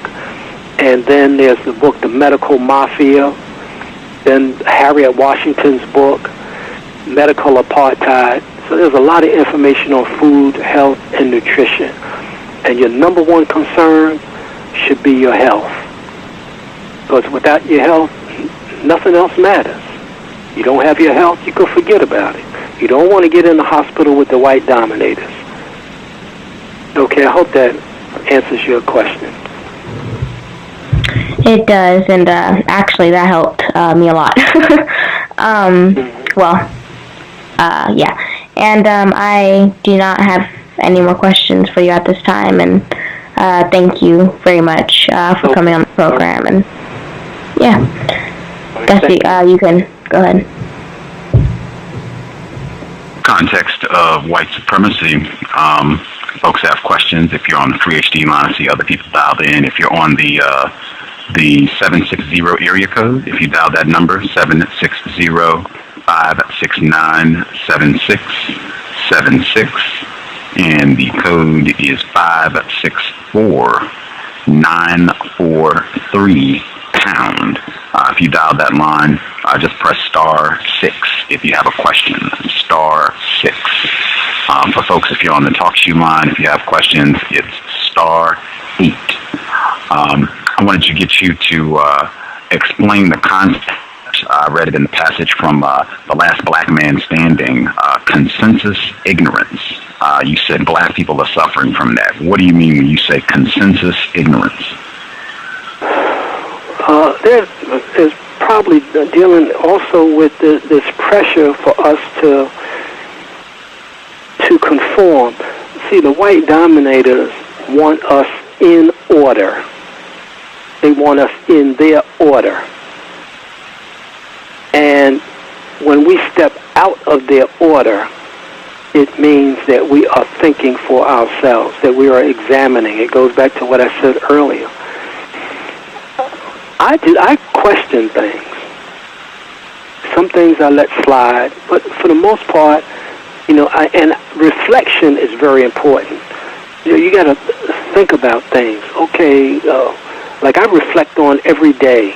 At night, I say, okay, I did this today. I saw so-and-so. I said this. Oh, man, I could have said that. Like I'll reflect on this. Oh, man, I forgot to say this. Oh, man, I could have said that. So I'm not pretending that I have all the knowledge, but it comes down to this. I do not like the way things are. I am dissatisfied with the way things are. Now, for my personal life, I could say, okay, well, I'm almost kind of cool. But there's an expression, I think my son pointed out, S-U-N pointed out that, and you'll see this in the film Quiet Storm, where the character says, when you do for yourself you go no further than yourself. But when you do for the race, that is eternal. And when you do for the race, when you die, you live. Like Ida B. Wells, she died, but she lives. David Walker, he died, but he lives. So the white dominators want us in their order. When I talked about, because we are currency, and they want us to always charge it, meaning they want us to give them our currency, our energy, our comedic, chemical energy. And that's what they feed off of. And I know I told you the story about the young brother that came into the store, and he said that when the police came to his place and they looked at all the books he had, they just backed out. They left. And then they stopped him a short time after, and he yelled at them because he knows them. You know, why are you stopping me? You see those guys over there slinging rock, but you stopping me? I told him, I said, oh, don't you understand? They stopped you because they said, you're thinking. If you're thinking, you might be the one. Remember in the movie They Live, where the alien or the guy's coming in the store, he's blasting everybody, and the alien looks at the watch and says, I got one that can see, and then disappears. So when you just agree with everybody, you go along with everybody because everybody is doing it. This is one of the propaganda techniques, bandwagon. Everybody does it. Everybody agrees to it.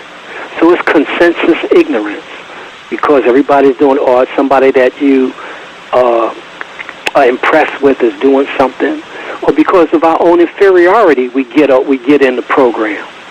Our own sense of, I don't feel this great, so I'm going to join them. There is, so this is this consensus, it's really consensus death. We all agree that we're going to get down with this, that is going nowhere. We've been doing it forever. It hasn't produced liberation, but yet we keep doing it. And the white dominators, they love that. We're on this treadmill. It makes us feel good. I think need to stop this. We really need to reflect. So it's best to be out of order, out of the consensus order, and just step away, step back, take a look at it. What are we doing? Where is this going? What is the end game? What's going to be the result of this? So Malcolm said, for example, I don't care what your gospel is, whether it's an economic gospel, a political gospel, a social gospel, a religious gospel. He says if it doesn't do anything for you here and now, to hell with that gospel. So the white dominators, they put all this madness in front of us, and then our friends and relatives pressure us into complying with death. That's all they're about. And everything that we get involved with is death. So if you see our people, a vast majority of our people in these places, you know that it's death. If you see us in huge numbers, in churches, in schools, in prisons, in hospitals, in malls, in sports arenas, in concert halls, that's death. It's just death. And the white dominators are happy with us being in death. There's an old record entitled Light My Fire by Jose Feliciano. Go back and listen to it. He got a little sentence in here. I think people are doing the wobble now, I heard. And he says, don't wallow in the mire. That's why I call them the cesspoolians. They're trying to drag us into the mire, drag us down, be degenerate. call each other niggers. Just be degenerate. Have no moral character. Just be with them. Follow them. Be like Elliot Spitzer. Right? He's the big lawman, but he's down with the prostitutes in D.C. John Edwards, running for vice president. Wife got cancer. He's having an affair and produces this little baby. Or Sanders in South Carolina, governor of South Carolina, flying back and forth to Argentina, got a mistress. Schwarzenegger, right, having sex in his own house, produced this baby. So that's what they want. They want us in their order. So in some instances, it's good to be out of their order in order to maintain some integrity and some sanity. And we just have to build ourselves. I talk about our different selves. We got to build ourselves up so we don't need any external things. I had a friend years and years ago. He said, "Oh man, I'm Muslim." I said, "Yeah, why are you Muslim?" I didn't know much about it. He said, "I'm Muslim. I pray 5 times a day." He said, "I got to pray 5 times a day, man, so I stay out of trouble." So he was saying to me that his internal selves were very, very weak. So we have to have discipline. I sent you that tape, brother, and Arsenio Hall interviewed Dan Rather, and Dan Rather was talking about Nelson Mandela at the time Mandela got out of prison. And he said, Dan Rather said, one of the things I love about Mandela is that he has supreme self-discipline.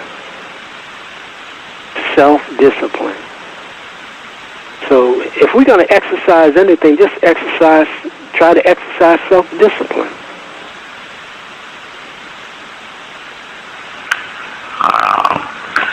I could not agree more. Don't go along with the crowd. Yeah, there's a little poster I used to have, a real cute poster with all these little yellow chicks in a field. And the poster read, "Following the crowd can lead nowhere." And then I also mentioned the last time about the Japanese man when the tsunami came, and when he got in his car and he realized he was almost like the last in line, and everybody went to the left and he went to the right, and all of those people died. So he's being interviewed. He's coming back to his house. He's going through the rubble, and he conveys his story. So a lot of times, just try not to follow. Just have the courage, man, to stand up and say, "Look, man, I don't agree with this." And then you can bring your own research, bring your scholarship, bring your books. And everywhere I go, I take books, posters, but I'm not trying to convince anybody. I am, but I'm not. So I'm at the point, hey, you go with it or you don't go with it. It's up to you. But don't try to shove nonsense down me. So I haven't turned the radio on. November 27th, I think it was that Friday, I don't turn the radio on because they're not shoving Christmas songs down my throat every day. The black stations is like clockwork. Okay, boom, it's time. Christmas carols. Man, get out of here with that stuff, man. You're not running that stuff on me. Run it on somebody that don't read.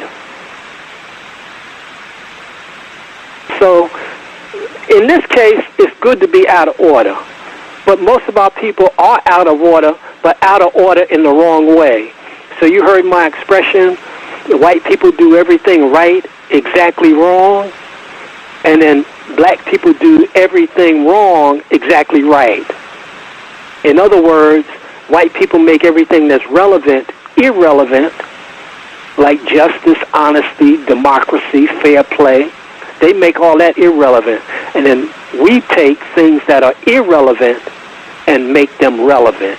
And that's why we're in the shape we're in. In my book, the last book, I got a piece in there. It's entitled At, A-T. And I said that we're at where we're at because you at where you at. And as long as we stay at where we're at, emotionally and mentally, these whiteys will wax us. Our team will lose. And I can't emphasize this enough. We need to get off of the stuff that we're doing. It's not going anywhere. It's not doing anything. Because it doesn't relate to liberation from under white terror domination.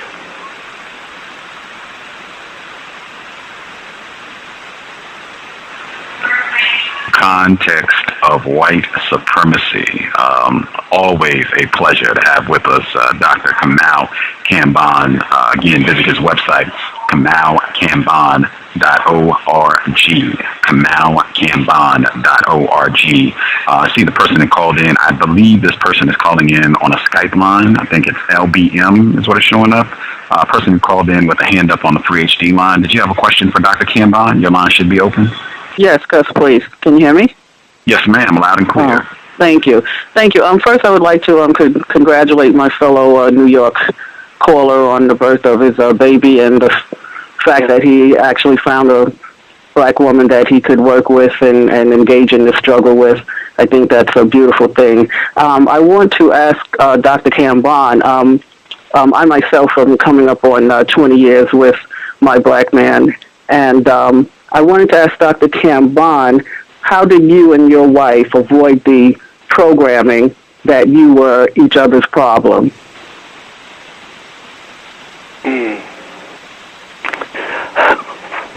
Oh, that's a fascinating question.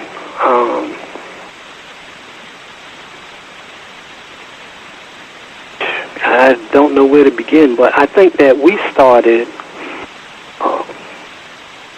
First, we were interested in the survival of the race. We had that in common, and then we evolved into an understanding, and I think each of us brought the understanding that there's a war going on against us. And at that time, she and I have been together 37 years. And we have evolved. We grow. We get information. We try to absorb the information and act on the information. We don't argue. We don't argue. So I don't know if I could really answer that question without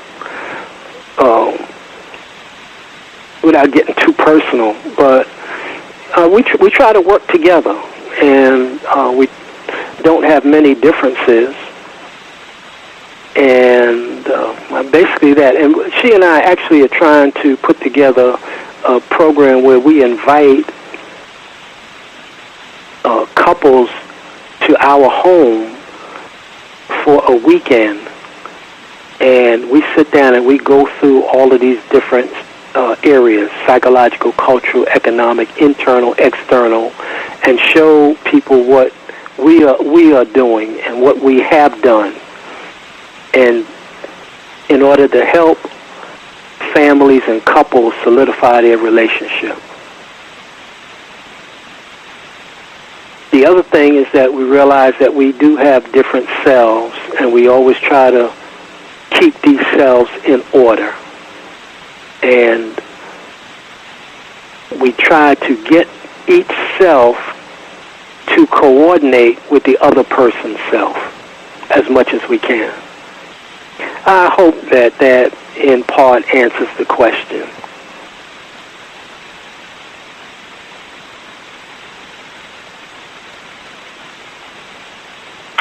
LBM, did that answer your question?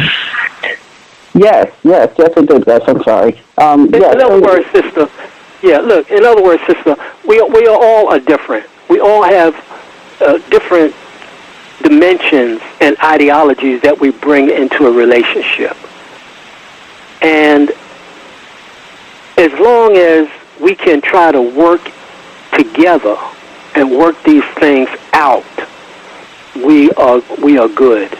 Sure. And sometimes people have attitudes. They get attitudes with each other, but that's the time to kind of reflect and be cool. Kind of talk about it if you can. But brothers for the most part, that I know of, don't say very much. They don't talk. But we got to figure out how. We got to set up a system to work any differences out. But just try to work together and try to stay together, as when you can. Sure. What are your thoughts on the propaganda that's out here that's telling black men that black women are a problem for them, and telling black females that white men are a solution for them? That the propaganda is saying that black women are the problem for black men.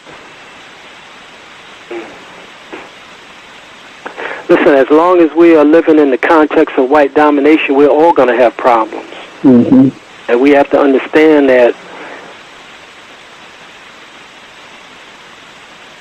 we have to figure out how we can, living in this cesspool, still work together. Yes. And understand that these are instruments of war to separate us educationally and economically. But we all have to, I'm saying we all have to downsize. We can't love the system and love to buy stuff. This is for the brothers as well as for the sisters. Brothers riding. I saw a brother with the rims and all that madness. You can't take your money and invest back in the white dominators. Whether it's a brother or a sister, don't invest in the white people. Mm-hmm. But they program us. We gotta love this. We gotta have this. I'm saying, at this stage, we have to drop all of that. We have to drop it. If we want to be in that, it's going to be a problem. If we love white stuff, it's going to be a problem. Yeah. We can take the money that we get and try to use it against them. So those who are working, those who have an income, use that money wisely. Don't waste it. And then do your best to try to work together. Yes. Thank you. Thank you, guys.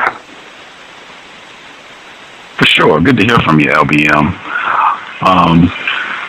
Brother Gus, I have I think this is an email for information on Dr. Ben.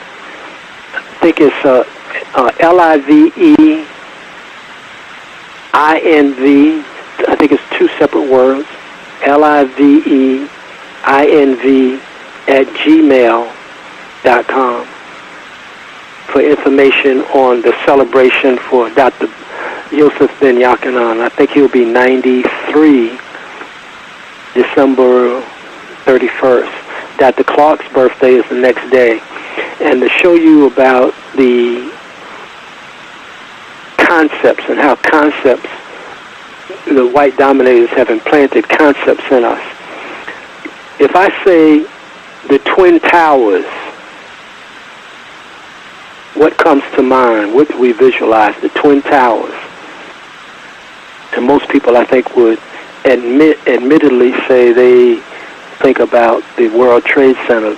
But when I think, I've conditioned myself to think of the Twin Towers, that would be Dr. Ben and Dr. Clark, or Dr. Cheonta Diop and Dr. Chancellor Williams, or Ida B. Wells and Sojourner Truth. You see, David Walker, Maria Stewart. So we have to reorient our thinking in terms of the concepts. And we have our own Twin Towers. And our Twin Towers are more monumental than any physical structure the white dominators could put up. Could not agree more. Wow. Man, I want to get someone emailed a question in, but if I just wanted to request if you could give the email out one more time, if anyone listening in, the information. For Dr. Ben, it looks like it's LIVEINV @gmail.com. And that Dr. Ben, man, that brother is a real soldier. And, I talk about on the paradigm about that we get feedback and messages. And Dr. Clark, man, he had thousands and thousands of books. Somebody was saying, man, that when they went to his place, he had books under the bed, and he had a photographic memory. So he comes to us, and he says to us, drop religion. And he breaks down the whole thing about Islam. Dr. Ben breaks down the information about Christianity. They tell you. Walter Williams has his book, The Historical Origin of Christianity. John Jackson has his book, The Pagan Origin of the Christ Myth. There's the book by Kersey Graves, The 16 Crucified Saviors Before Christ. There are other books dealing with this.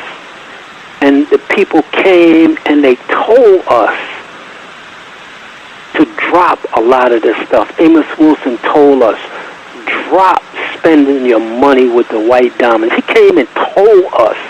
People are sent to us. Messengers are sent to us. Elijah Muhammad came and said how to eat to live instead of eating to die. The people came to us to tell us about these things, to put us on the path, what I call the green zone, instead of being in the death zone. And we say, well, I don't want to hear it. No, you don't want to hear it, so we'll see. We'll see the result then. You'll be the first to know the result. You'll be the first to know whether it's the truth or not. So I said the last time, brother,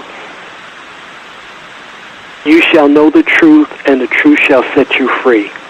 So we are not free. That means what we are doing is not the truth. Now, some of what we're doing might be a step toward the truth, which will set us free. But right now, as I see it, the Urban League is getting ready to celebrate 110 years, I think. They do a great job. If you want to really get an overview of this, they produce called the State of the Race each year. You read the State of the Race. So, but I'm saying, man, we've been around and we keep doing these things over and over and over again. And they don't produce, what do you say, justice. And I break that word into two. Just ice. That's what the white people do. They just ice us. And so I'm saying what we need to do is add a D to the end of it. Just iced them. So it's just ice, but it's right now it's in the wrong direction. They are waxing us.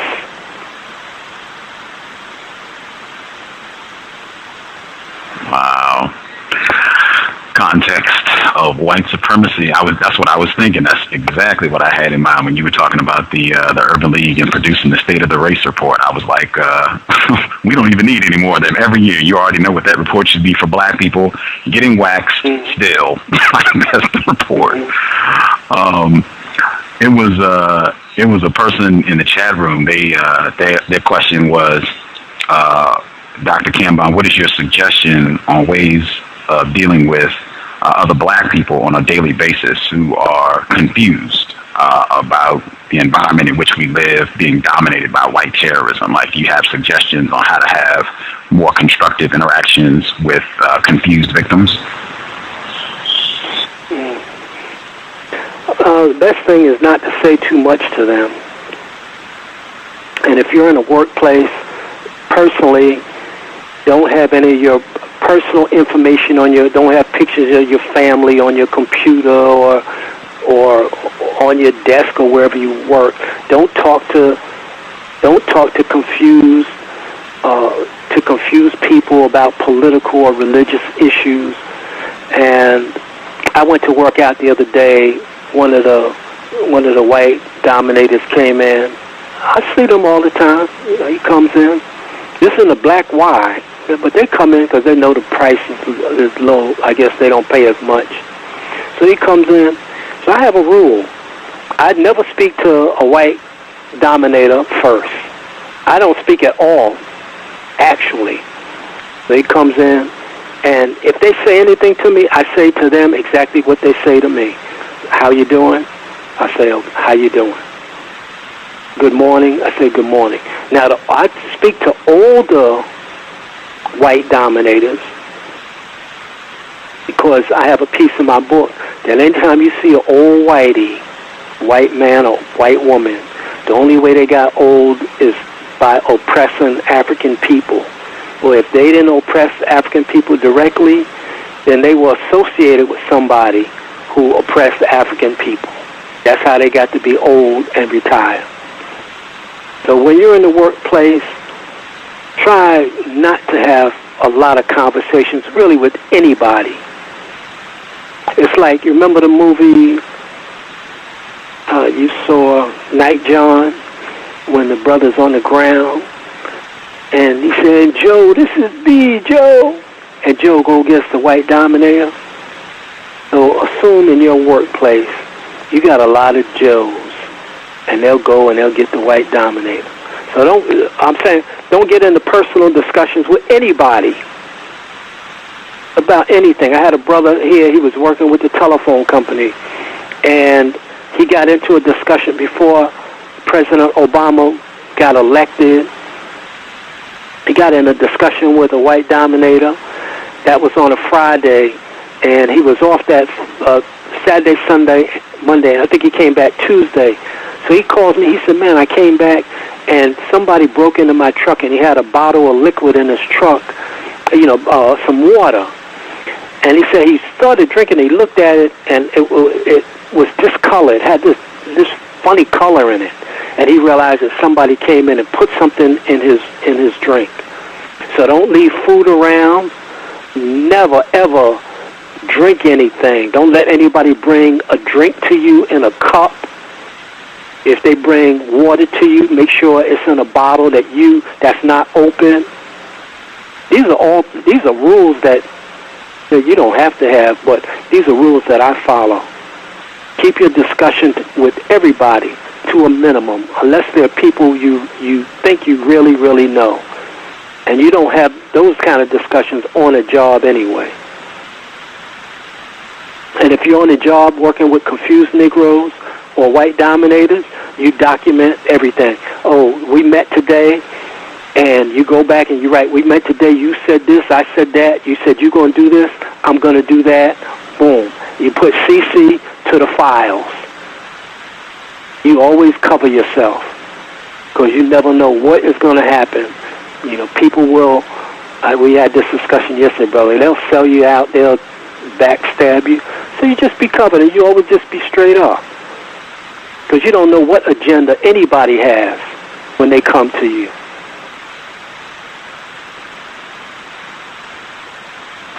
Absolutely.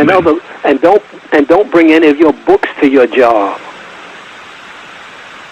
Don't bring any of your books to your job. You just come, you do your job, you leave.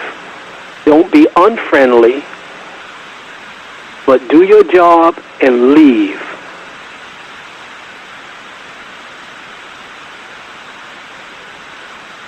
I was just talking about that with a black female, and she was saying she had some black figurines on her desk, and it attracted so much attention from her white dominators on the job. They would come by and make little snide remarks and all this sort of thing. And I was saying, yeah, I would not have anything on my work area. I wouldn't even have pictures up, because I don't want white people looking at my family and people that are close to me. Do your job and go home. That would be... Right. Precisely. That's a rule, man. That's a rule. You're in war.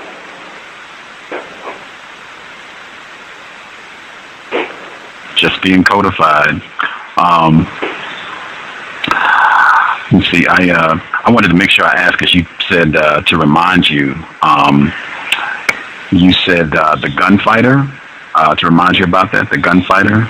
Oh, right. I got a little piece in one of my books about this gunfighter, and the story goes is that this a young cowboy and he's looking for the old gunfighter. And he goes into town, and somebody tells him, well, you can find the old gunfighter out out on the range. So he goes out to the range, and sure enough, as he comes over the ridge, he comes down, he sees the old gunfighter off in the distance sitting by the tree.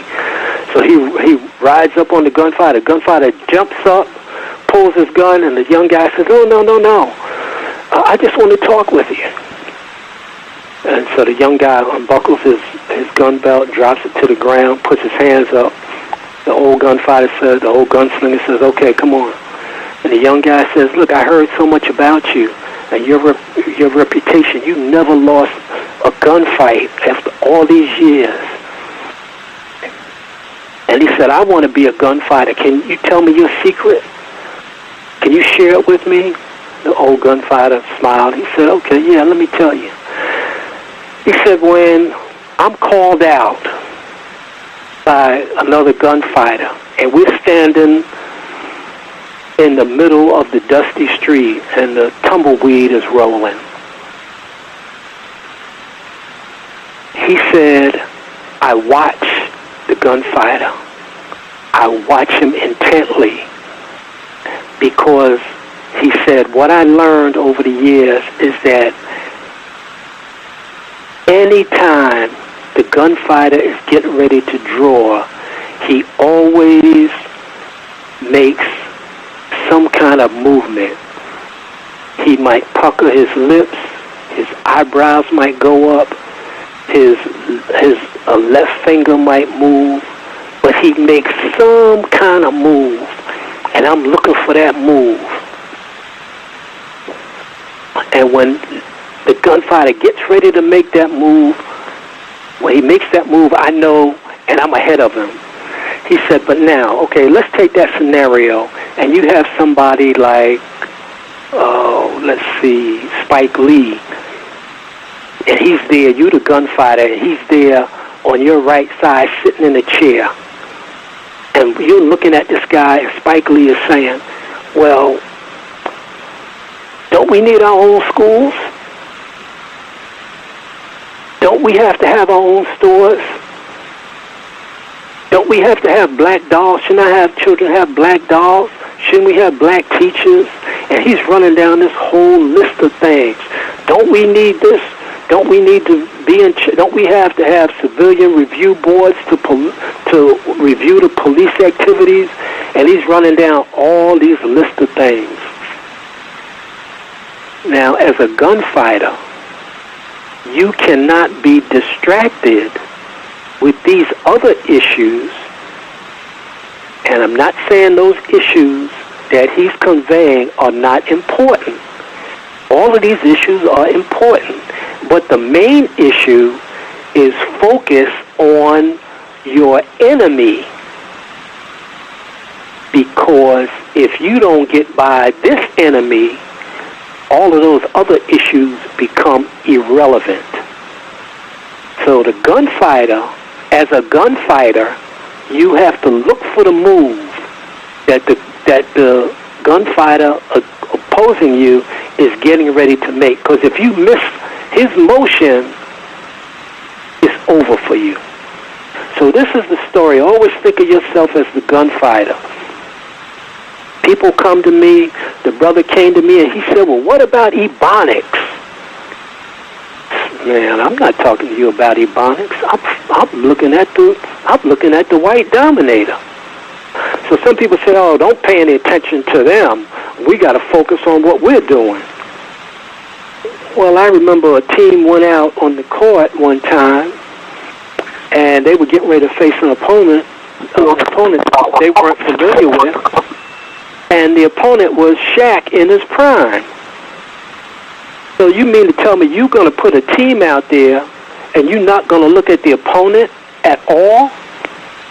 Kwame Ture gives a great lecture I recommend to everybody. It's entitled The Student's Role in Revolution. The Student's Role in Revolution. And in his lecture, you know Kwame Ture is super brilliant, brother. He makes this statement. He says, you, talking to the people there, talking to the black people, he said, you can make no analysis about black people without looking at white people. So people say, oh, don't worry about them, we just do what we do. Yeah, you ever hear of this thing called Rison, R-I-S-O-N? No, sir, I haven't. Okay, so that's homework for everybody. But I tell you right off the top, ricin is a deadly poison. It's virtually undetectable.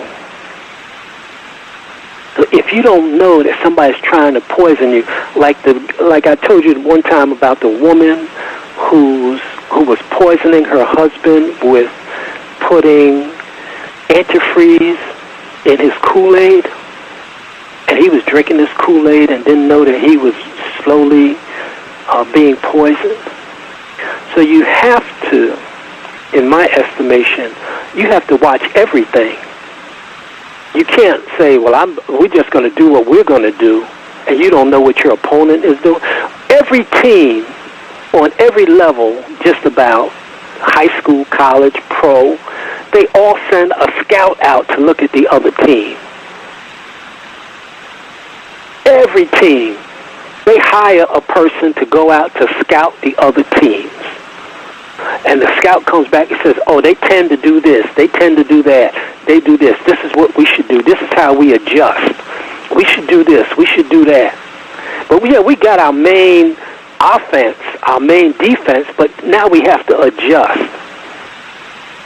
So with the gunfighter, you have to focus on the enemy to the extent that you can't look at the other things.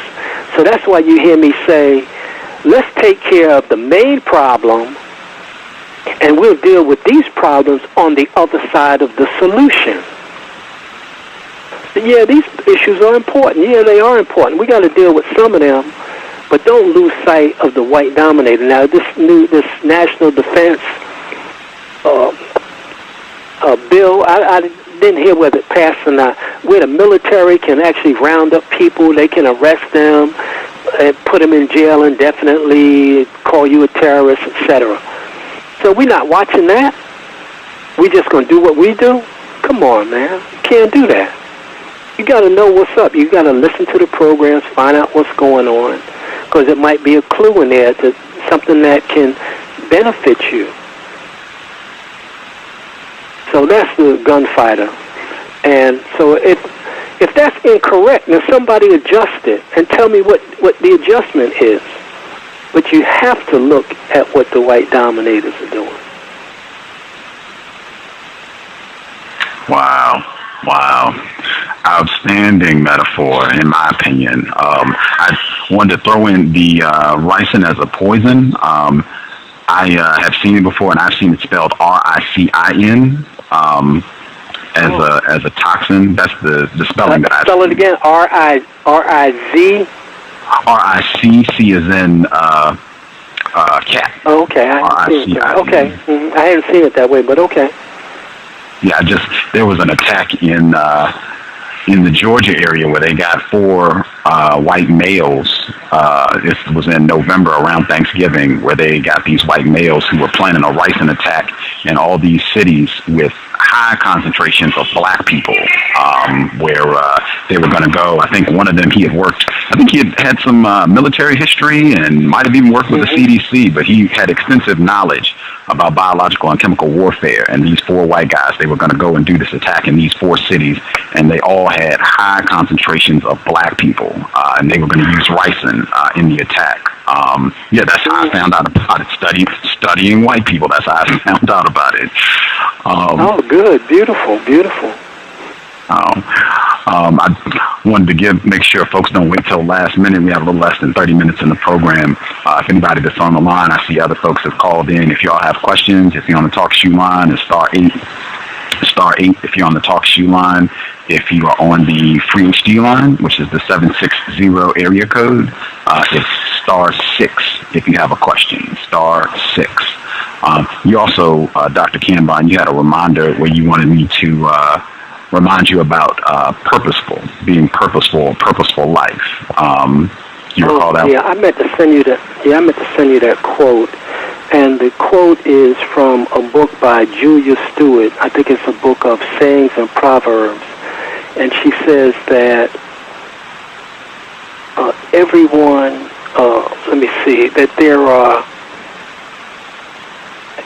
should have a purpose. And that's the main thing, that everybody should have a purpose. And the second part of that is the main issue is not to have your purpose corrupted. So if you can fulfill your purpose, the other thing is not to corrupt your purpose or have it corrupted. And I maintain that coming to this planet, the only reason we are on the planet as a black African person, I cleared that up in terms of black and African being interchangeable. Cheyanka Diop tells us that, the cultural unity of black Africa. The only reason I'm saying that we should be on the planet is to solve this problem. Now we're forced to work and do these other things. But the paramount reason is to solve this problem, or at least give it consideration. How do we solve this problem once and for all? And that's where we talk about solutions.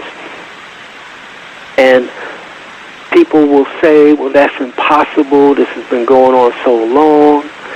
And these cesspoolians, you can't defeat them.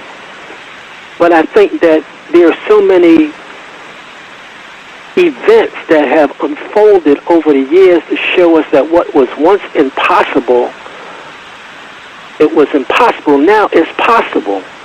Flying the airplane. We mentioned last time about something that was the neutrinos faster than the speed of light. So that abolished that whole theory about nothing was faster than the speed of light. There's something now that came out recently that said Einstein's theory of relativity is going to be just destroyed with this new theory. So things are always coming up. And I see what the white dominators are doing, fingerprinting, retina scans, DNA, doing all this for what? There was a story that came out last week saying that there are drones surveilling the people in Los Angeles. For what? Because I know that they know that somebody's going to solve this problem. At least people are going to be thinking about it. And I say that if we're thinking about solving the problem, then we carry ourselves differently. Our mentality is different. Everything we do is different. And that in itself will make a difference. So I have an expression I use with this brother that was on crack. He used to come by and we would help him out, give him jobs. And I asked him one day, I was pissed off at him. I said, does the difference you make a difference? And he kind of looked back. So about 5 years later, he got himself together, got off crack, got a job, and etc., got a car. He came back. He says, yeah, man. He said, I'm making a difference. He said, I'm working with building, construction. I'm helping people get jobs. So I ask people this, does the difference you make a difference? So I just, look, I'm not an expert. I just been doing this. I've been reading, collecting articles, reading books, and I'm trying to put this together. Like Bob Marley said, trying to get a message to you. The message is we're in deep trouble. I'm saying we are being exterminated. We just don't know what extermination looks like. We think it's that all the people are going to disappear. But it's a methodical, scientific process. And we can be exterminated statistically, neutralized and reduced to the point where we will not make any difference.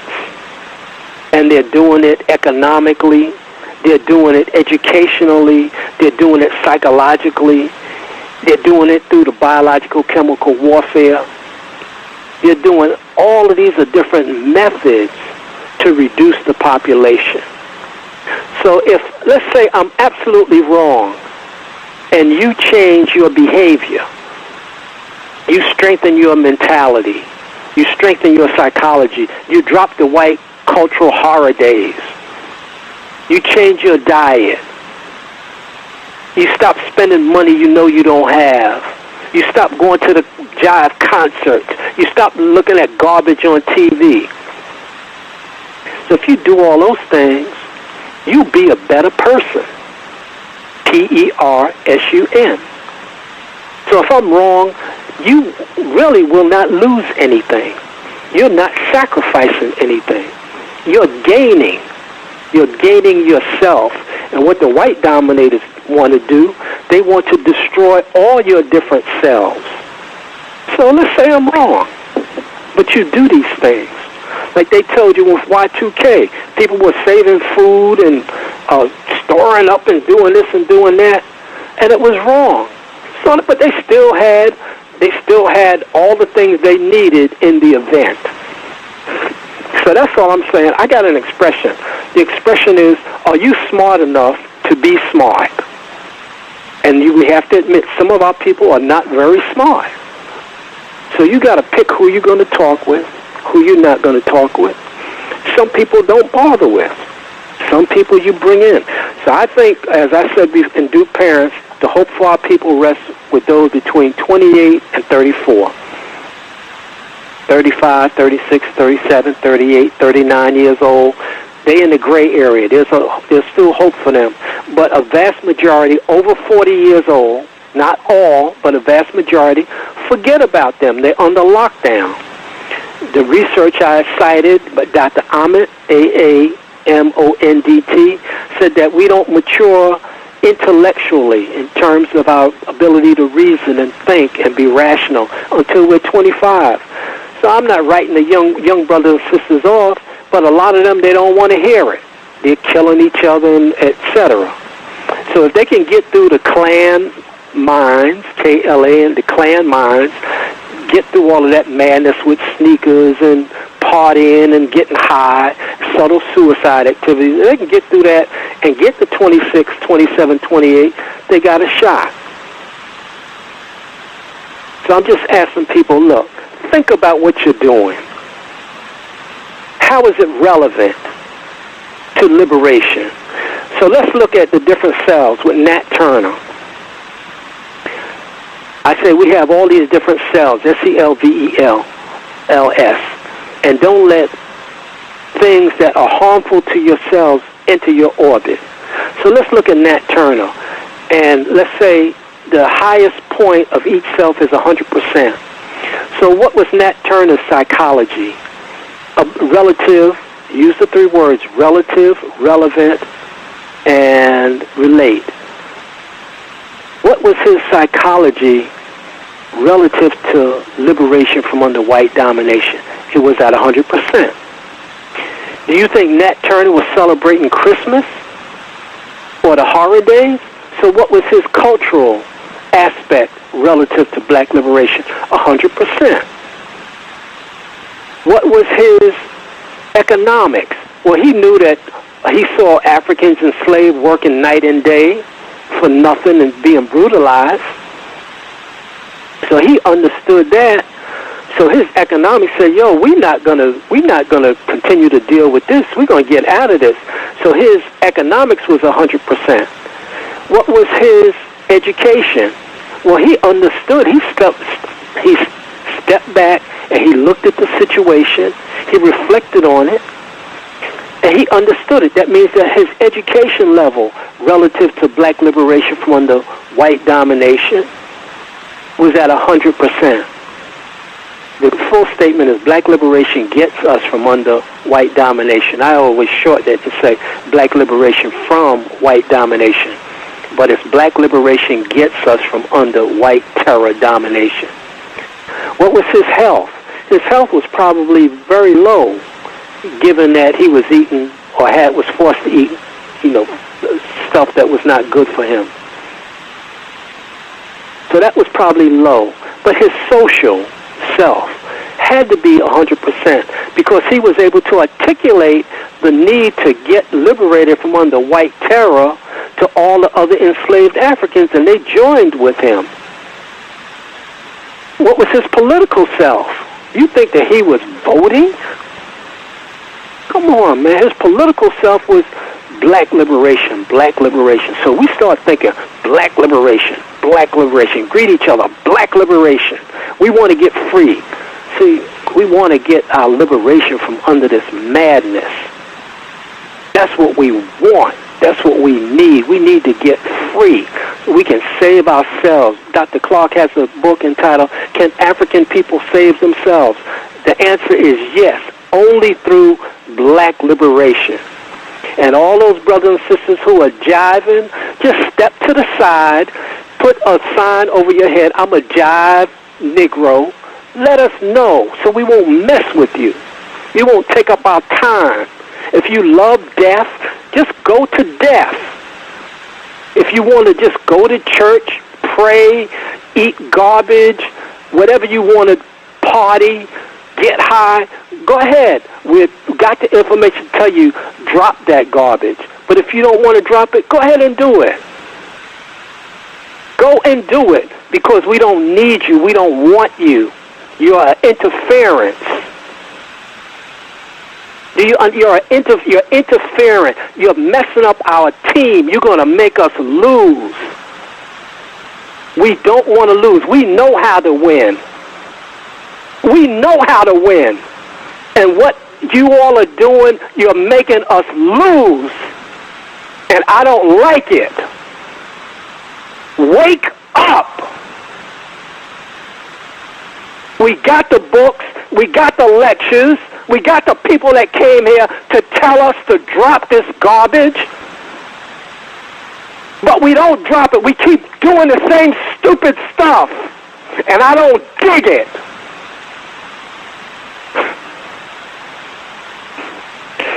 So, Brother Gus, there's ample information. I want to give you all some books before we close out. There's a book entitled Tribalism, Mysticism, Primitivism, and the Rise of Genocide Against the African World. And that's by a brother, really one of the best books I ever read. This is by a brother. His name is Shakur. It's Batu, B-A-T-U-A, Shakur, S-H-A-K-A-R-I, Shakuri. I never met the brother, but it's a wonderful, wonderful book, man. I recommend that book. There's a great book by this brother. I know I may have mentioned it before. This one I never mentioned, Reality Revolution by Ariel Robinson. Reality Revolution by Ariel Robinson. This other book is by, The White Architects of Black Education. It's a very good book. But one of my best books, man, I like this brother. It's entitled African Struggle Inherited. African Struggle. This is about the prison system, man. It's really good. I know Michelle Anderson has her book, and it talks about the new Jim Crow, but this book is really, really good, man. This brother does a great job. His name is Kabir, K-H-A-B-Y-R, Kabir Hadas, H-A-D-A-S. The other book I don't have with me is called Suppress Rebellion. Suppress Rebellion. The brother's name is Malik Shabazz. It's not Malik Zula Shabazz, but Malik Shabazz, S-H-A-B-A-Z-Z. I think that book is still in print. If you get that book, man, it's all the quotes and sayings by all of the illustrious ancestors, man, the imperial people, I call them, the ones that have been fighting against the white dominators. And then this is Kabir's other book. It's entitled Black Power.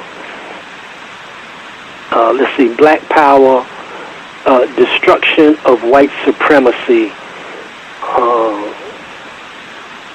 in the Land Called America. So it's Black Power, the Destruction of White Supremacy in the Land Called America by Kabir Hadas. And then here's another book entitled Putting It All Together. And this book is entitled, putting it all together, World Conquest, Global Genocide, and African Liberation. It's a very good book. It's by Terrence, Terrance, Jackson.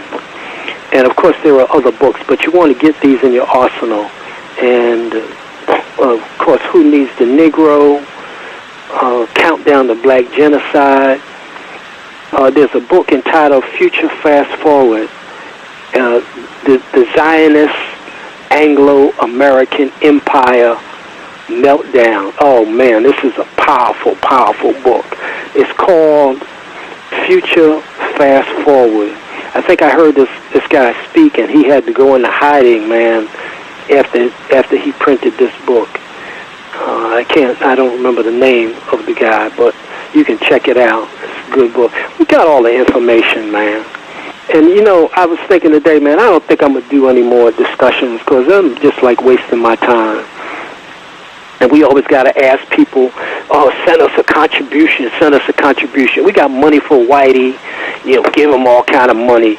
But we got to ask people for a contribution. What kind of mess is that? The white guy that called, that stood up and said, Obama, you lie. Within a week or so, man, the white people sent that guy $1 million. Wow. So we had our bookstore. We bring all these great speakers in. Then we got to ask people, well, can you give us a contribution? My wife and I, we put the store together. We putting our own money in it. We bought the books. We brought the speakers in. We never took any money out of that bookstore. All the money we put back in. Then the people sold us out. I know Neely doesn't like that word, but you tell me another word and I'll use it. They sold us out, man. The lawyers, I want you all to go to YouTube and see Steve Copley on the Boule. B-O-U-L-E. He talks about the Boule. That's all these so-called brothers and sisters, the lawyers, the doctors, all these people who, fraternity presidents, fraternities, you don't hear a peep out of them. The cop last week shot the brother in the back, 2 shots in the back. 2 years ago, January 3rd, everybody celebrating New Year, the cop in New York kills this guy, executes this Hispanic guy, told him drop the stick. Then later on, he files a report. Oh, he thought the guy had this huge weapon. Like a little ruler in the guy's hand. Man, we got to stop this madness with these people. And these white people, all this surveillance and all that, these white people are on welfare. They are just welfare recipients. They sent 7 cop cars for one brother. That's welfare. The auto workers on welfare. The teachers, welfare. They're not doing any. Well, they are doing their job. Their job is to destroy the children, black children. They're doing the job, but they're on welfare. The journalists, they're on welfare. All of these people, the airlines, subsidize welfare. This whole system is a big scam. And if y'all keep going for this, you deserve what you get. It's a scam. The hospitals, the medicine, the education, the politics, it's a scam. Do you know what scam? S-C-A-M, a Ponzi scheme. And capitalism means to capitalize on the ignorance of the people. Wall Street, a scam. The banks, a scam. Insurance, a scam. As a matter of fact, I don't know if you can even write down something in the U.S. that's not a scam.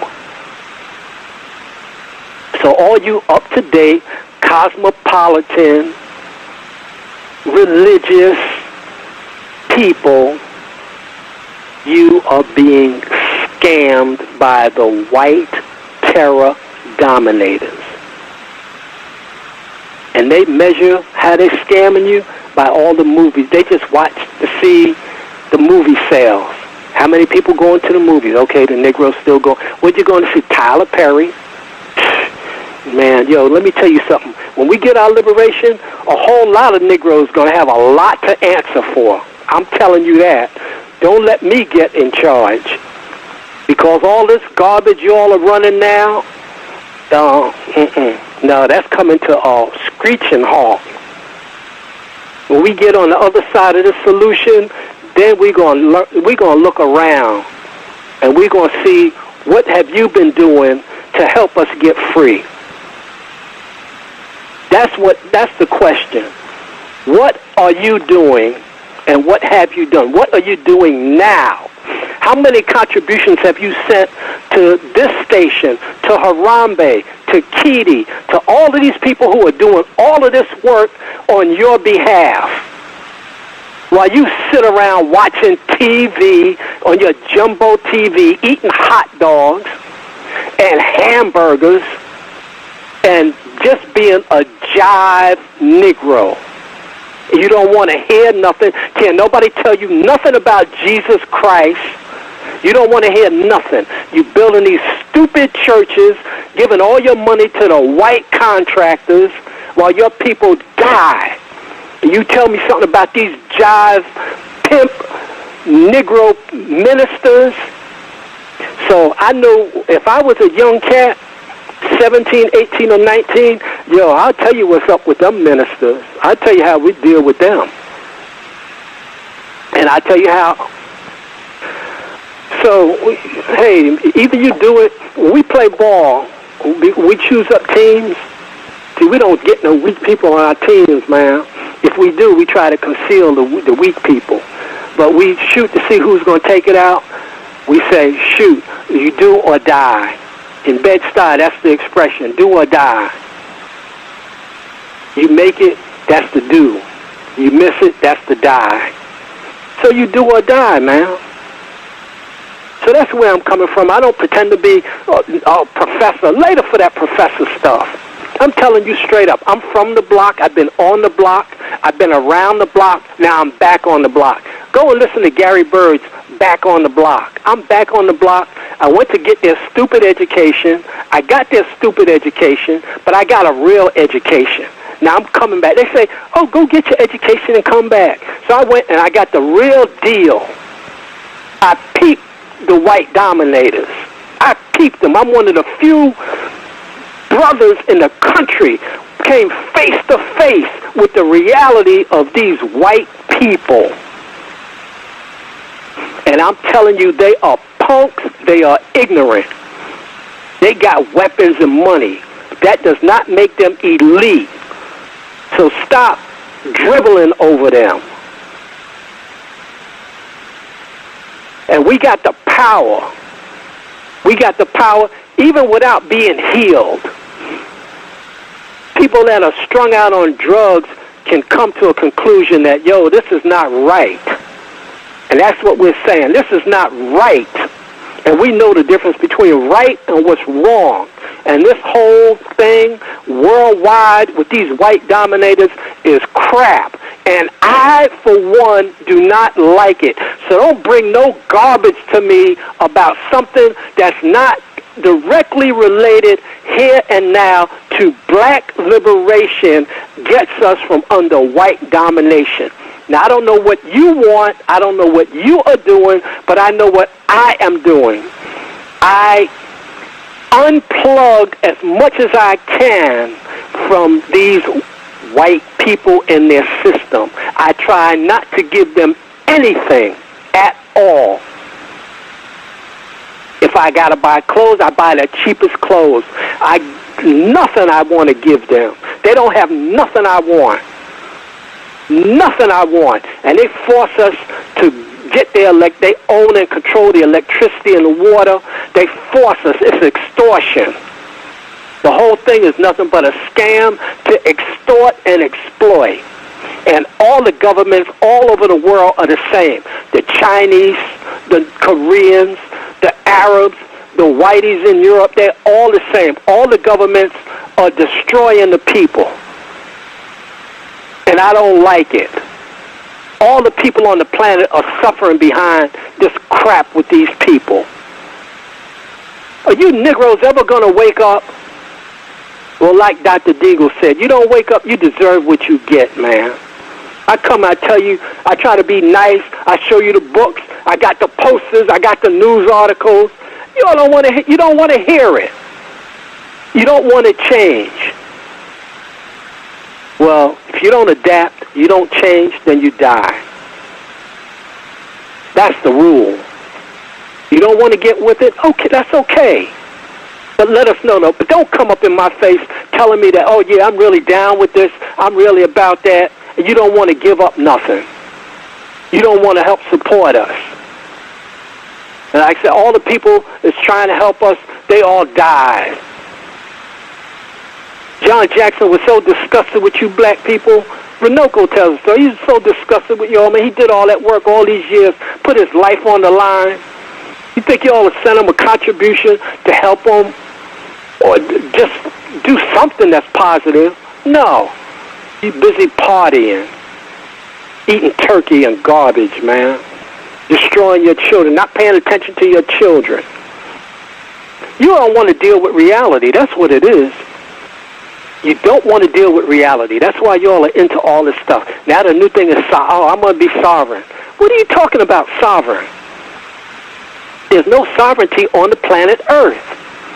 If the white dominators go and get Manuel Noriega in Panama, they go and they kill Maurice Bishop. They bum rush Saddam Hussein and execute him, so they say. They go and they kill Bin Laden, so they say.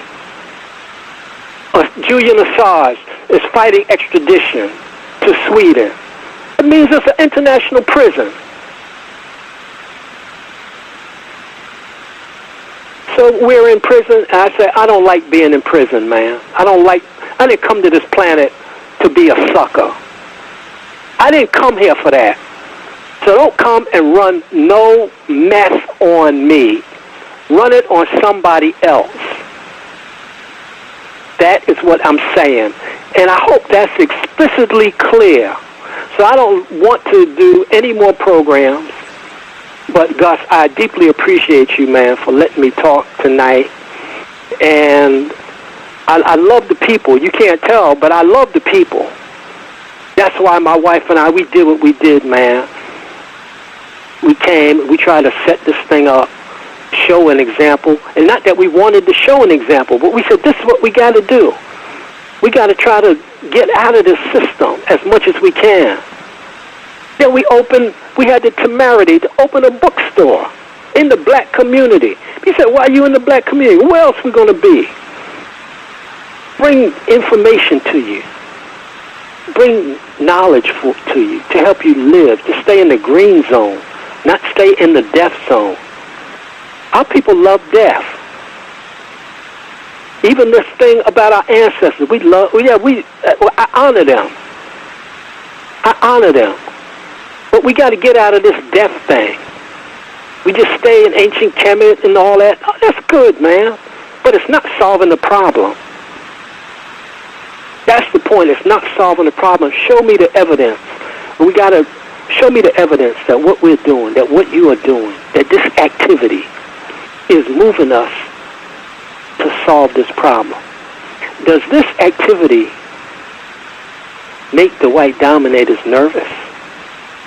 Or do they say, they look at it and they laugh? If it makes them nervous, then we're on the right track. So I ask people, support Context of White Supremacy. I have great admiration for this brother. I hope you don't get kicked off the air tonight. But I have great admiration for you and justice and for what you stand for and what you're trying to do as a young brother. And you just try to keep it up, man. Try to bring the people on, to educate the people that there's a problem on planet Earth. It's our responsibility to try to solve the problem while we're here. So when I pass, I hope that you could come. Well, see, I'm not going to have no tombstone or none of that madness. That's the whole mafia thing, and so I'm not going to be down with that. So, but you can put a plus sign. Not that I'm looking for it, but there are some people, you put a plus sign by their name. Hey, man, that brother, change the D up, man. Put a plus sign there instead of that minus sign, that dash. Dr. Chancellor Williams, put a plus sign there, man. Drusilla Dungy Houston, put a plus sign by her.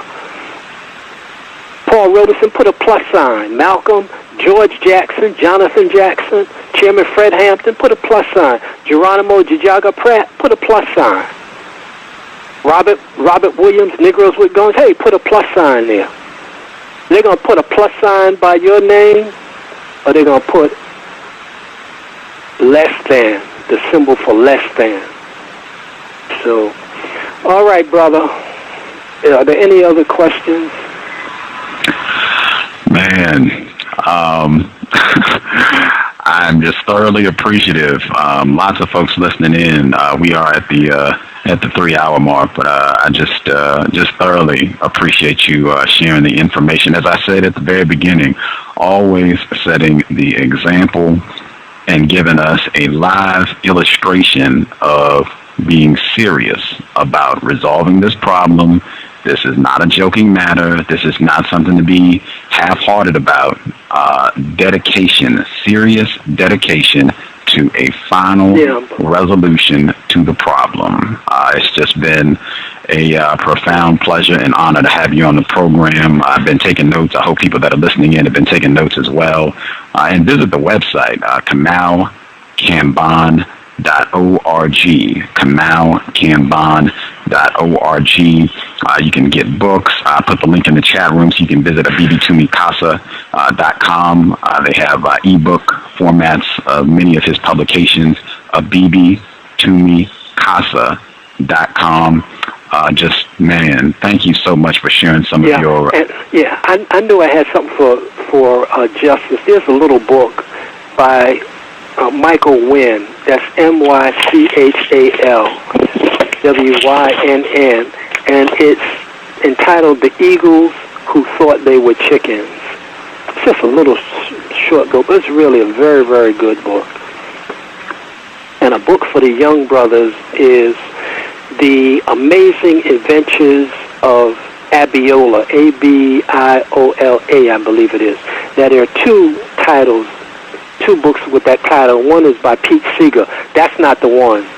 But this other one is about a little brother who is very, very beautifully illustrated. If you can get that book, those books. And then there's another one for young sisters entitled "When I Look in the Mirror." Really a very, very good book. So there's a lot of great information. There was a ton of movies I was going to give you tonight and some other books, but we won't have a chance. But I did give you a list of books last time. Get the Protocols of the Learned Elders of Zion. Oh, this is the homework assignment. I want you all to find out the name of the head of the World Trade Organization, the head of the Monsanto, who's the president, CEO of Monsanto, who's the head of the Stock Exchange, who's the head of Goldman Sachs, and who is the head of the electric company where you live, the gas company. You find out the names of these people, man. So they occupy Wall Street. Those people from the stock exchange, they walk right by those people, and that people don't even recognize who they are. So let's start doing some homework. And, brother, I'm not able to work, of course, at the university. I wouldn't even want to work in the university. They're not teaching anything that's, for the most part, that's relevant and helpful to liberation. So, of course, we always need financial support, and anything anybody can do to help us would be deeply appreciated. They can, if they visit your website, KambonKambon.org, they can support financially. They can support you there, correct? Yes, I think so. Thank you, Dr. Kambon, for sharing those books and suggesting a book for me. Okay, great. I might wanna check that out and read it. Sounds very interesting. Yeah, I think you'll enjoy them. And for the sisters out there, I mentioned the book by Barashango, African woman, the original guardian angel. And then there was I just had that book. It escaped me. Oh, Asada. the book, the biography of Assata Shakur. Excellent read. I've read that one. Excellent read. Mm-hmm. Wow. So, and you've gotten the information I sent you, the videos, DVD? Oh, yes, sir. Yes, sir. I'm continuing to watch the documentaries on the DVD with the Ida B. Wells documentary and the other material about how white people are trafficking the drugs in the community and all that. Yes, sir. I've been watching and enjoying thoroughly. I appreciate it. Mm-hmm. Okay. All right, and then people, if they're serious, they can give me a call. I'm available at 919-250-9110, usually between 2 and 5 p.m. Eastern Time, Tuesday, Wednesday, and Thursday. Now, since my little cash is low, if you leave a message, I may not be able to call you back until I can figure out how to get rid of this scam telephone. I call the telephone people. I said, yo, man, why don't you let me buy the equipment? Oh, no, we can't do that. Yeah, because it's a big scam. That's why. So, you keep up the good work, man. You just keep rolling. And you stay, like I'm always on duty. I sleep this, man. I sleep black liberation. In my dreams, man, I be thinking about black liberation. As I said, that motivation for everybody who listens to the program to remain focused and on duty at all times to final resolution to the problem. Outstanding illustration, Dr. Kambon Kambon. Just want to thank you again. I encourage folks to support your efforts. Visit the website, KambonKambon.org. I will definitely be in touch with you after the program. I'll make sure you get a link with the MP3 file for the program so you can check it out.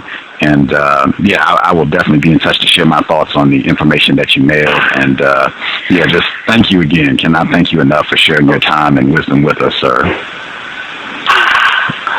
Context. Okay, bro. Bye. Okay. Black liberation. Black liberation. Context of white supremacy. Signing out. We'll be right back. 50 minutes. We'll be right back with our second program of the day. It will be a chore to top this, but we will remain on duty, as Dr. Kambon says. Brother Dawa will be visiting us to talk about some of the other schemes that white people are using to commit genocide, really, against black people. We'll be explaining that in detail in 50 minutes. We'll be right back, 9 p.m. Eastern, 6 p.m. Pacific. Brother Dawa, context of white supremacy.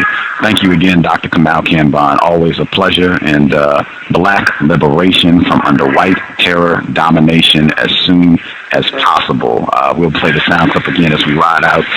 Thank you so much. Thank you, everybody, for listening in. And stay tuned. We'll be right back in 50 minutes. Context of white supremacy signing out after the sound clip.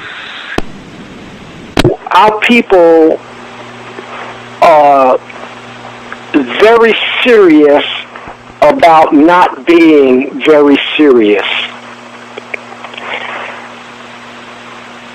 Meanwhile, white people are very serious about playing hardball against us.